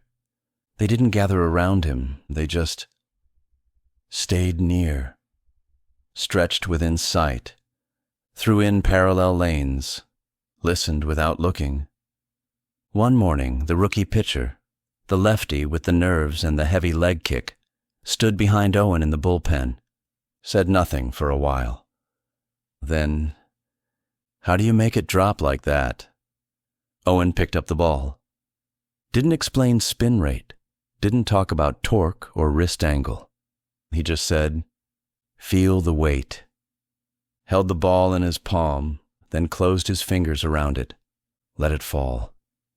You don't force it down. You just stop catching it. He threw. Not hard, not for show, just enough. The ball arced up, then dipped low, no tail, just gravity obeyed. The rookie nodded slowly and then mimicked it. His first try was sharp, yanked, too much arm. Owen didn't correct him, just picked up the next ball and threw again. Same motion, same breath. The rookie followed. Second pitch dropped closer. Third was clean. Owen didn't smile, didn't clap. Just turned, picked up the bucket and said, "You'll feel when you stop trying," and walked away. That afternoon, the rookie struck out 2 in his inning. Didn't look at Owen once during warm-ups. But after the game, he nodded to him as they crossed paths in the tunnel. Owen nodded back. That was it, and it was enough. The cameras moved on. Other names rose, louder, brasher, hungrier. Kids with chains and TikToks and walk-up music that made headlines. Owen's name, once stapled to every highlight reel, now trickled down the crawl of late-night sports shows. Third story, then fifth, then gone. His agent called once, left a message. "You're fading, kid. You're not the story anymore. We gotta think about legacy."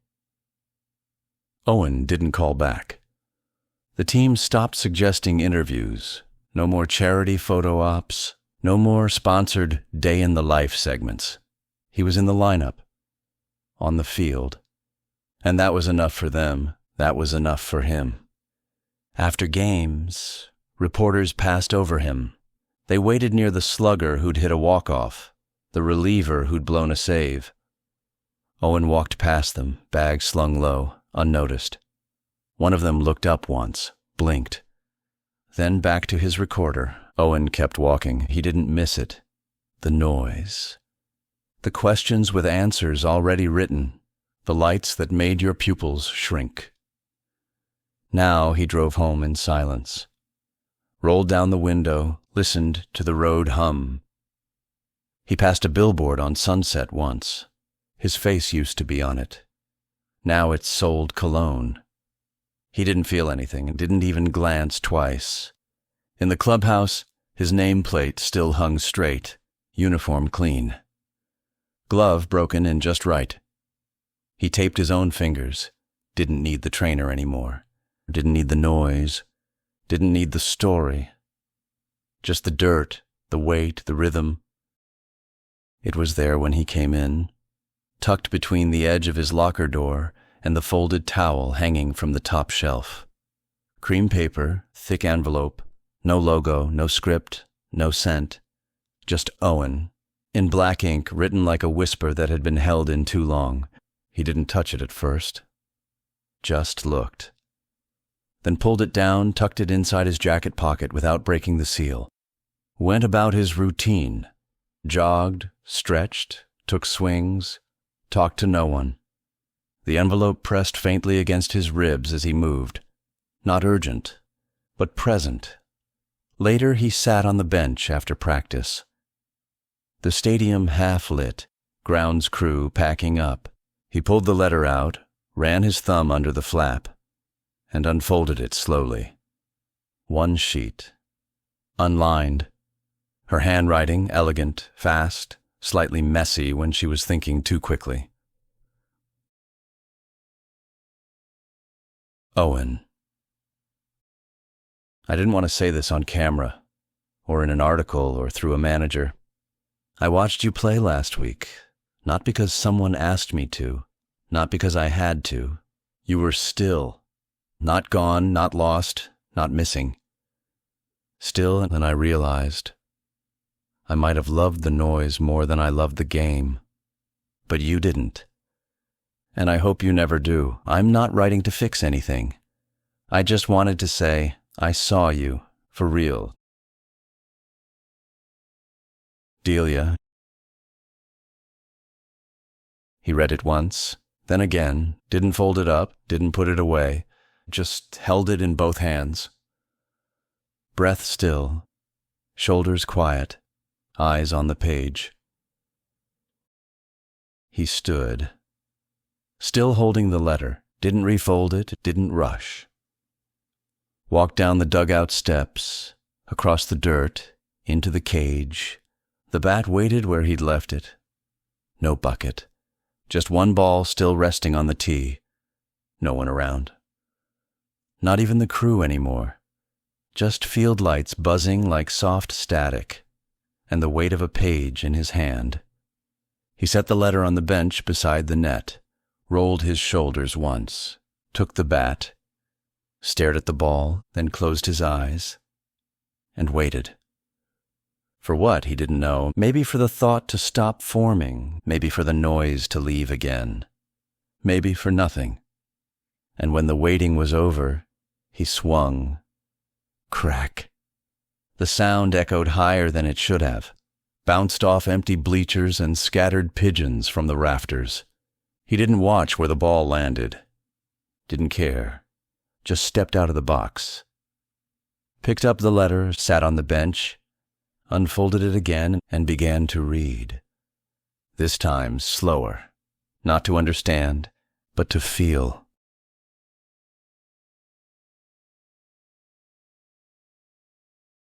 The weeks passed in quiet tones. No drama, no headlines, just games. Sometimes he went 2 for 4, sometimes 0 for 3 with a walk and a sac fly. He threw bullpen innings when asked, pitched a full 7 once when the rotation thinned. He didn't check his stats anymore, didn't follow fan boards, didn't glance up at the jumbotron when they called his name. He just played. In the locker room, he talked more now. Not much, just enough. A dry joke here, a word of advice, plain and clean. A clap on the shoulder when someone struck out swinging, and a crooked smile when someone turned 2 like it was nothing. He wasn't the leader, but they listened when he spoke, which, for someone like him, meant more. At the plate, he still didn't celebrate. No bat flips, no shouting on doubles.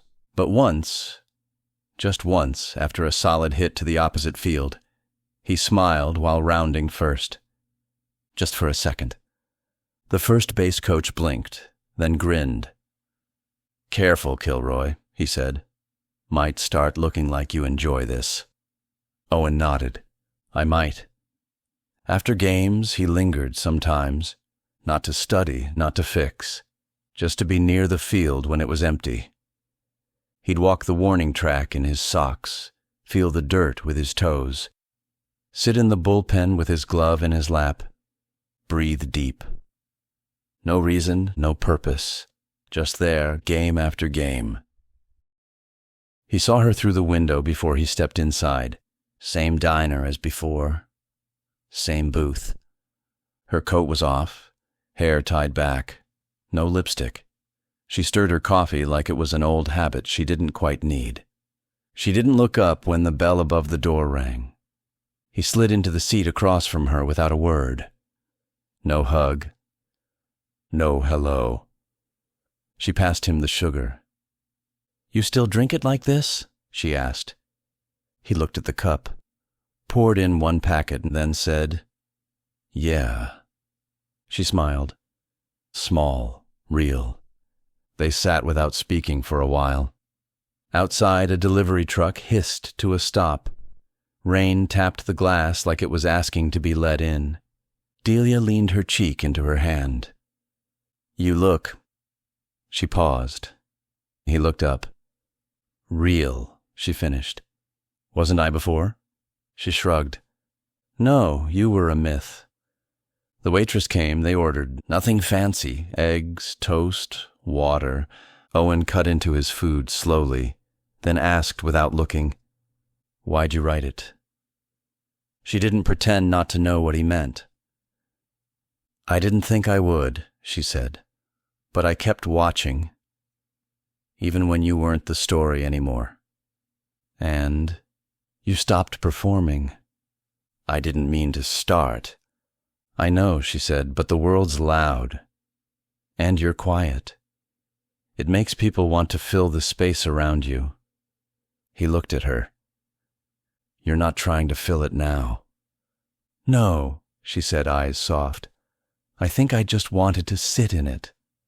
The check came. She paid before he noticed. "I've got it," she said before he could reach.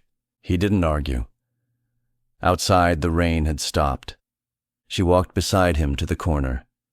Cars hissed past. Neon signs blinked through puddles. She stopped at the curb, pulled her coat tight. "I'm flying out in the morning," she said. "Probably won't be back for a while." Owen nodded. Delia hesitated, then stepped forward and kissed him on the cheek. Quick, gentle, not sad, just done. "Take care of yourself, Kilroy," she said, then turned and walked into the dark. Owen stood still for a few seconds longer, then turned the other way. Didn't look back. The kid was slumping hard. 12 at-bats, no hits, 6 strikeouts. He started flinching at fastballs. Started looking over his shoulder before each swing. Started apologizing, without words, just in the way he walked back to the dugout. Nobody knew what to do with him. Not Briggs, not the hitting coach, not himself. Owen watched from a distance. Didn't say anything when the kid fumbled another grounder in warm-ups. Didn't flinch when he sat in silence after the game, still in full uniform, staring at the laces of his cleats like they owed him something. Then one morning, before practice, Owen entered the cage and started hitting. No machine, no coach, just a tee, a bucket, and his bat. After a few minutes, the kid walked in, didn't speak, didn't ask, just stood there with his arms folded. Owen didn't acknowledge him, kept swinging. Crack. Ball rolls back and next one, crack. After 4 or 5 swings, he stepped aside, picked up a second bat, handed it over. The kid took it. Didn't say thanks. Didn't need to. They hit in tandem, no conversation, no correction, just 2 bats, 2 rhythms. Owen's swing never changed, compact, balanced, repeatable. The kid watched out of the corner of his eye, adjusted his own stance, hit one clean, then another, then one more. The silence felt less like absence and more like space. Afterward, they walked to the clubhouse together, still no words. Just the steady sound of cleats on concrete. At the door, the kid said without looking, "Thanks." Owen didn't reply, didn't need to. He just clapped him on the shoulder once and kept walking. Morning started with toast, nothing else. Toast. Black coffee, a walk, and no radio, no TV. He passed the same newsstand every day. The headlines never mentioned him. He liked it that way. He'd arrive at the stadium before the lights were even on, let himself in, knew the right doors, the old doors. Sometimes he swept out the cage before hitting, not because he had to, because it felt right. One motion at a time. Broom, ball, bat routine. After practice, he sat in the bullpen for a while, sometimes with the rookie, sometimes alone. Sometimes he pitched. Sometimes he didn't. Nobody asked questions anymore. They'd just nod when they passed him. Some even smiled. Nights were slower, and he didn't go out, didn't chase noise. Sometimes he ate at that same diner. The waitress had stopped asking if he wanted a menu. Sometimes he walked past Delia's old building. Didn't stop. Didn't think. Just walked. One night, after a win, he stood on the roof of the stadium parking deck. Looked out at the skyline. No champagne. No celebration. Just his hands in his pockets. The hum of the city below. The sound of cleats still ringing in his ears. The game had ended hours ago. The stands were long emptied, but the field lights still glowed like they didn't know how to stop. Soft white on trimmed grass, shadows drawn sharp across baselines. The sky above was moonless, but clear.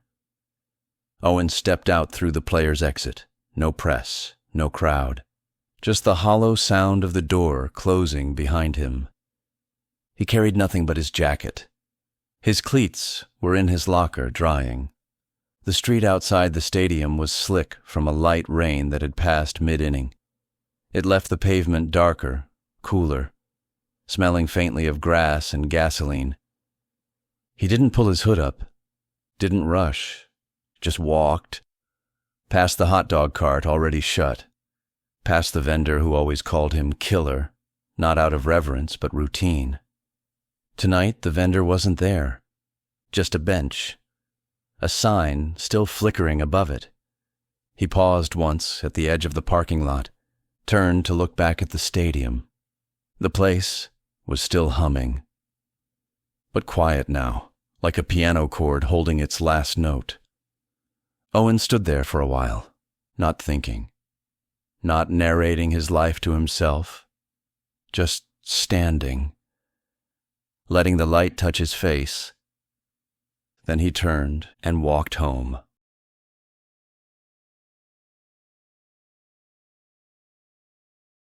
The toast burned slightly.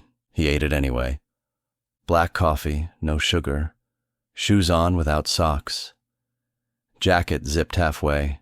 The walk to the stadium was quiet. No rain today. Just the faint smell of cut grass and bus exhaust and something warm rising from the concrete. Owen entered through the side gate like always, nodded to the same guard, didn't speak. The lights were off inside, the world still blue. He walked past the batting cage, past the locker room, into the bullpen, paused, looked left. Nothing, no chair, no Hal, no old baseball cap low over sharp eyes, no arms crossed, no single nod of approval. Just an empty stretch of fence and a rusted chair folded against the wall. He didn't react, didn't blink twice. But his fingers curled once around the strap of his bag, and didn't let go. He set the bag down slow, took out his glove, rolled his shoulders once, twice, then threw. One pitch, then another. But the rhythm wasn't the same. The motion was right, but the weight of it lingered longer in the air, like something waiting to land that never did. He kept throwing, more out of habit than purpose. A few rookies passed by offering half waves. He nodded back, didn't say anything. But every now and then his eyes flicked to the spot behind the fence, where the old folding chair should have been, and still wasn't. The game ended in a win. He struck out 2, lined out once, walked once. People smiled, joked. Music played in the clubhouse. Owen showered, dressed, didn't linger. He got in his truck and drove. Hal's building was low and square, paint the color of paper left in the sun too long. A staircase on the side, window blinds always halfway shut. Owen parked across the street, waited in the cab for a moment, engine off, lights still on, then stepped out. The walkway creaked like it always had. He climbed the stairs. 2nd floor, apartment 2B. He knocked once. Waited, nothing. He knocked again, still nothing, no footsteps. No cough through the door. No annoyed shuffle. Just the low hum of a fridge inside, steady as breath. He stepped back and looked at the window. Blinds closed. No movement. Mail sat in a crooked stack on the mat. 2 envelopes, a flyer for a free eye exam, a yellow package slip with Wednesday's date circled. Today was Friday. Owen crouched and touched the top envelope. His hand hovered there, then dropped back to his side. He didn't call out, didn't rattle the knob, just stood there a while, looking at the number on the door like it might change if he stared long enough. Then turned and walked back down the stairs, 1 step at a time, quietly. The call came just after dawn. He was already up. Toast cooling on the counter, coffee half poured, phone buzzed once. He answered without looking. "Mr. Kilroy?" The voice was careful. A woman, early 30s maybe, tired but kind. "This is Sandra. I'm with Hal, Harold Rutley's, building manager." Owen didn't speak, didn't need to. She continued. "He passed sometime late Wednesday night in his sleep. Natural causes. There was no emergency contact on file, but your number was left. Handwritten, next to the landline. I thought it was best to call." Still, Owen said nothing. "I'm sorry," she added. He seemed like someone who didn't mind being quiet.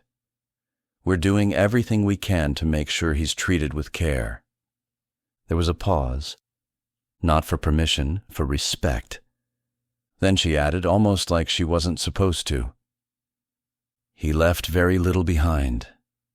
Just clothes, some books, one glove, and a note. That landed heavier than the rest. Owen exhaled, not sharp, not broken, just breath. "Thank you," he said. That was all. He didn't sit, didn't cry, and didn't stare at anything for too long. He picked up his mug, finished his coffee, then laced his shoes, and left for the field. The box was unmarked, no stamp, no sender, just brown paper folded neatly and taped once across the seam. It sat on the bench in front of Owen's locker. Not wrapped, not hidden, waiting. He didn't open it right away. Set down his bag, hung his jacket, changed his shoes. Everything in order. Then he sat. Hands quiet, and lifted the lid. The glove sat like it had always been there, soft and deep with a darkened web.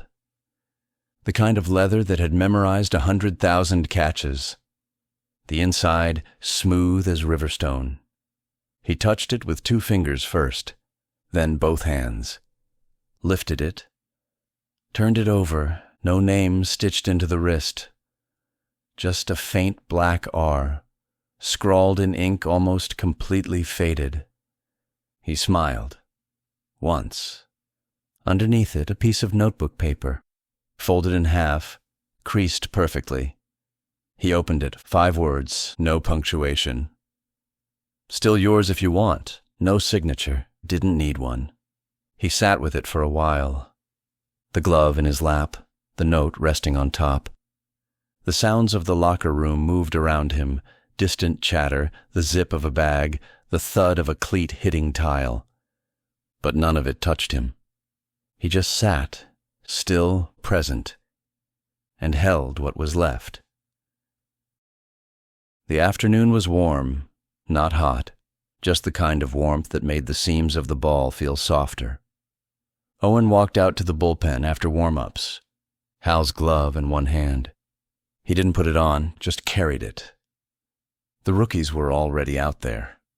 One, stretching with a resistance band looped between his feet, another adjusting the laces on his cleats, with a look of total despair, like the leather itself was judging him. A third one, tall, nervous, good arm, was on the mound throwing bullpen fastballs too hard for practice. Owen sat, right there on the bench. The glove rested beside him, its open palm facing the field. He watched. Didn't speak, didn't correct, just watched. After a while, the tall one looked over, wiped sweat from his jaw. "Is it weird?" he said, breathless. "If it feels better when I don't try to throw it hard?" Owen didn't smile, just nodded once, then said, "That's the whole thing." The kid blinked. Thought maybe there was more coming. There wasn't. After a while, the pitchers filtered back toward the clubhouse. Owen stayed. The sky had that late afternoon gold to it. The same light Hal used to squint through, cap pulled low. He looked at the glove beside him, then out at the field. Didn't think, didn't name the moment. Just let it pass through him like wind through chain link. Then he stood, picked up the glove and walked back inside.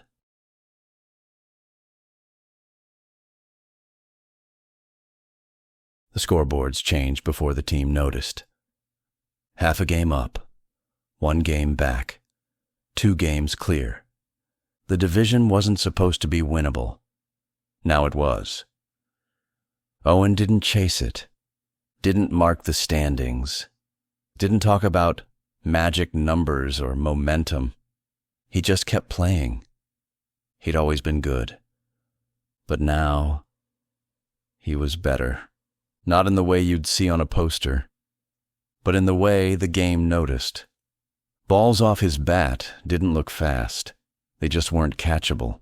His pitches didn't pop like fireworks. They bent quietly, late and wrong, and hitters shook their heads walking back, He smiled more. Still rarely, but more. His teammates started joking around him again, not with awe, with ease. One night he went 3 for 4 with 2 doubles. Next night, he threw 5 scoreless innings in relief. 2 days later, he laid down a perfect bunt in the bottom of the 10th. Nobody asked him to, he just did it. Won the game, didn't raise his hands, didn't pump his fist. Just jogged to first like it was routine. The crowd roared. Owen stood on the bag and closed his eyes for 1 second. Just one. Briggs clapped his back after the game.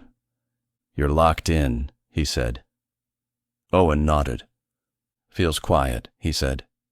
Briggs raised an eyebrow. "Good quiet?" Owen shrugged.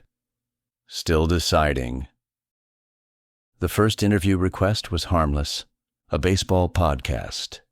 Deep cuts with Dorsey. The producer used words like narrative arc and personal texture. Owen didn't respond. The second was National Network Show, Prime Time. The subject line said, "Baseball's Buddha, a sit-down with Owen Kilroy." He deleted it. Then came the agent. Not his, not yet. Slick hair, blue suit, no tie. Found Owen in the tunnel. Smiled like he already had the contract in his back pocket. "You don't have to speak to make millions," he said. "That's your brand. Stillness, clarity. The guy who doesn't play the game outside the game." Owen just looked at him, said nothing. The man laughed, took a business card from a gold clip. "Take your time. But don't wait too long. Stillness sells best when the cameras are rolling." He left the card on the bench.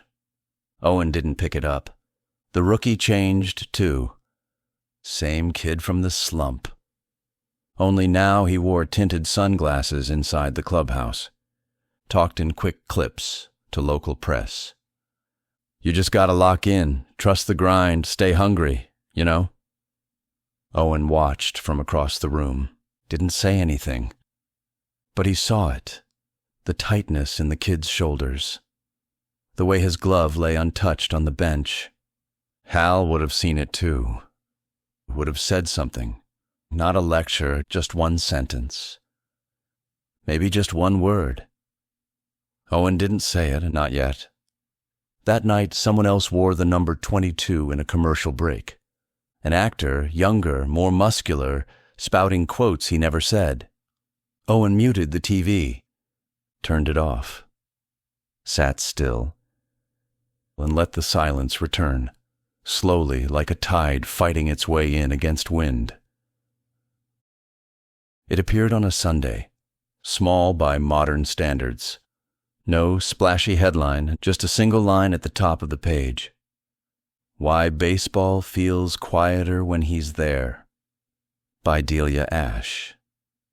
Owen read it at his locker, paper folded over his knee. He hadn't known she was writing it. Didn't know she still wrote about baseball. The words moved slow, like her voice when she was thinking something through out loud. "There's something rare in the way he plays, not in talent, though he has that, but in tempo. He doesn't chase the moment. He lets it come to him. He moves like someone who trusts the ground to be there underfoot, even when it's not. He talks less than most, listens more. I've never seen him check his own stats. I once asked him what he loved about the game. He didn't answer, but then he picked up a ball, turned it once in his hand, and walked away. That was the answer. He didn't finish it the first time, folded the paper again, slid it into the back pocket of his bag. Later, he opened it again, read the rest. It wasn't about him, not really, and it was about baseball and how sometimes the quietest players say the most just by staying. Within a day, the article made rounds. Not just in baseball media, podcasts, panels, think pieces. One host said, "He's a monk with a bat." Another, "We're watching a philosophy in motion." Owen didn't listen to any of them. Didn't tweet, didn't share, didn't even text her. But the next time he saw Delia's byline, he read the piece all the way through, in one sitting, and kept the paper. Not out of nostalgia, out of respect. They clinched on a Thursday, not with a walk-off, not with a grand slam, just a caught third strike, middle of the ninth, quiet and clean. The team swarmed the field, hats thrown, water bottles dumped. Owen smiled, just once, then jogged off the field like it was any other win. The tunnel was packed. Reporters elbowed forward. Boom mics hovered. Camera shutters clattered like teeth.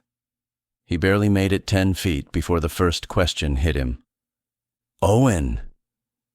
This team feeds off your energy. How do you stay so calm under pressure?" He blinked, wiped sweat from his jaw. Said nothing. A second reporter leaned in. "You're not just a player anymore. You're a symbol. What does it mean to carry that?" He looked at her, not angry, not confused, just tired. Then he spoke. "It doesn't mean anything if I let someone else define it." Silence. A mic dipped lower. "Can you expand on that?" He shook his head once, then added, "You're asking about a story I'm not writing." And walked away. No drama, no exit music, just cleats on cement. And quiet. Briggs found him in the tunnel a few minutes later. "You good?" Owen nodded. Briggs smirked. "You're gonna make a few people upset." Owen shrugged and then said, "They'll get over it." The stadium was nearly dark, just a few bulbs burning above the third deck. The rest of the city hummed. Traffic, distant radios, voices from somewhere just out of reach. But down here in the cage, it was still. The way it used to be. The way it always should have been. Owen stood at the edge of the dirt, bat in one hand, glove in the other.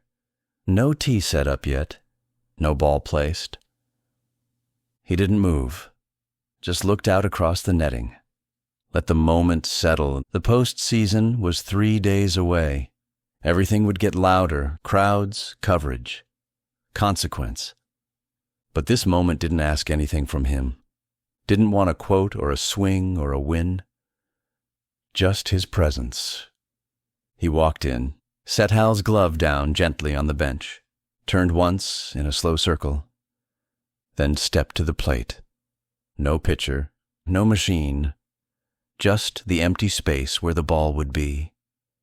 He raised the bat, paused, then let it fall to his side, and breathed. Outside, lights blinked on above the concourse. The park was waking up. And he was ready for it. Not because he had mastered the noise, but because he had learned not to fear the silence beneath it.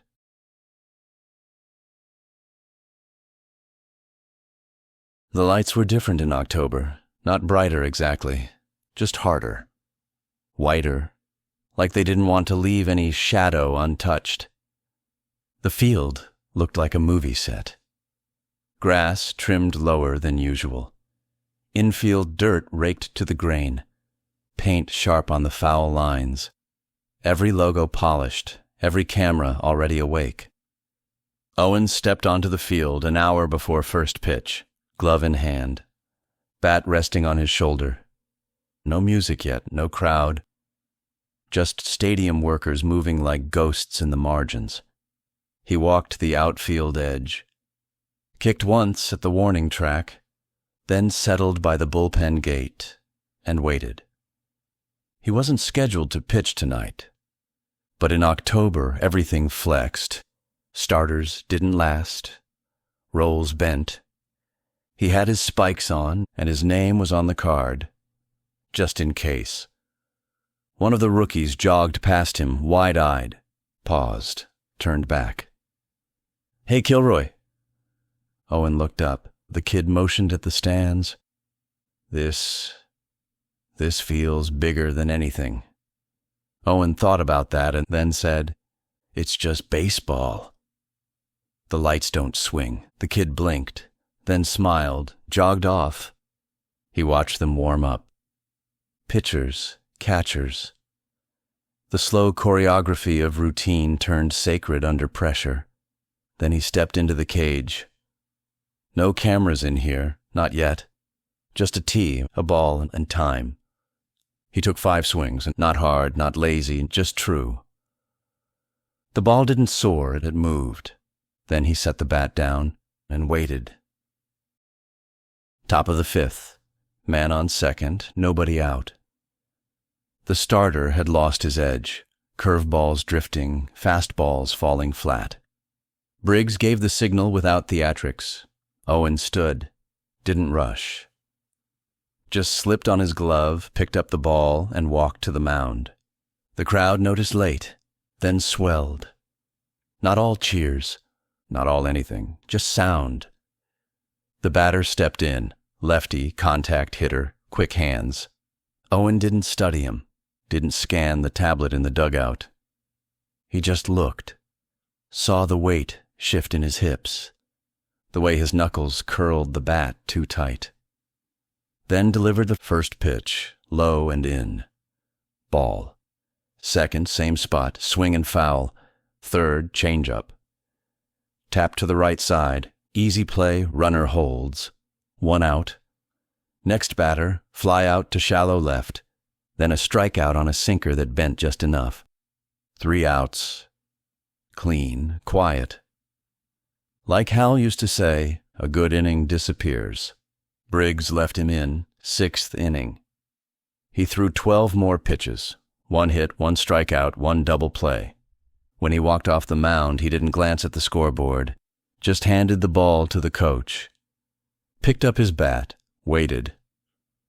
His at-bat came in the 7th. Man on first. No outs. He didn't swing hard, didn't swing early, took 2 pitches, then reached out and tapped a soft grounder down the third baseline. The third baseman had 1 play, first. The runner advanced. That was all. No celebration, no fist pump. Just execution. Later, at first base, he made the stretch on a low throw, kept the inning from unraveling. The crowd roared. He stood up, brushed his pants. Didn't tip his cap, didn't smile, just reset. Baseball and nothing more, nothing less. 1 out, runner on second, game tied, bottom of the 9th. Owen adjusted his gloves once, stepped in. The pitcher was 23, fast, loose, too eager. You could see it in his eyes. He wanted the strikeout, wanted the highlight. Owen didn't want anything, not contact, not applause, not even the win, just the pitch. First one high and wild. Ball 1, second fastball, outer half. He let it go. Third pitch came fast again, same location. He knew it'd be there. Turned the barrel inside out and tapped it the other way. Soft clean. Right past the second baseman's reach. The runner took third. No throw. Owen stopped at first. Didn't look around, didn't point. Just dropped his bat and jogged. The next batter stepped in. Owen took a short lead. Didn't glance at the dugout, didn't need signs. Pitch came in. Crack, high fly to center. Runner tagged. Owen watched the play, not the scoreboard. Runner slid, safe. Game over. The crowd lifted into itself like a wave. Owen turned, jogged in, didn't celebrate, didn't linger. Just passed his teammates. Nodded once, and walked down the tunnel. The music was still faint. No dancing, just towels, low voices, a few claps. The kind of win that felt like progress, not arrival. Owen sat at his locker, shirt on, cleats off, glove resting on the bench beside him. Someone passed him a bottle of Gatorade. He nodded, drank. The TV above the lockers played highlights, muted. He glanced once, saw himself on screen, swing, jog, nothing more. He looked away. A reporter hovered in the hallway. Briggs stepped between them. "Not tonight," he said. Owen didn't hear it, didn't need to. He leaned back. Let his shoulders fall, let the air around him settle. No weight, no ache, no rush, just presence. Someone laughed across the room. Another player tapped out a text. A rookie peeled athletic tape from his wrist like it was a ritual. Owen sat still.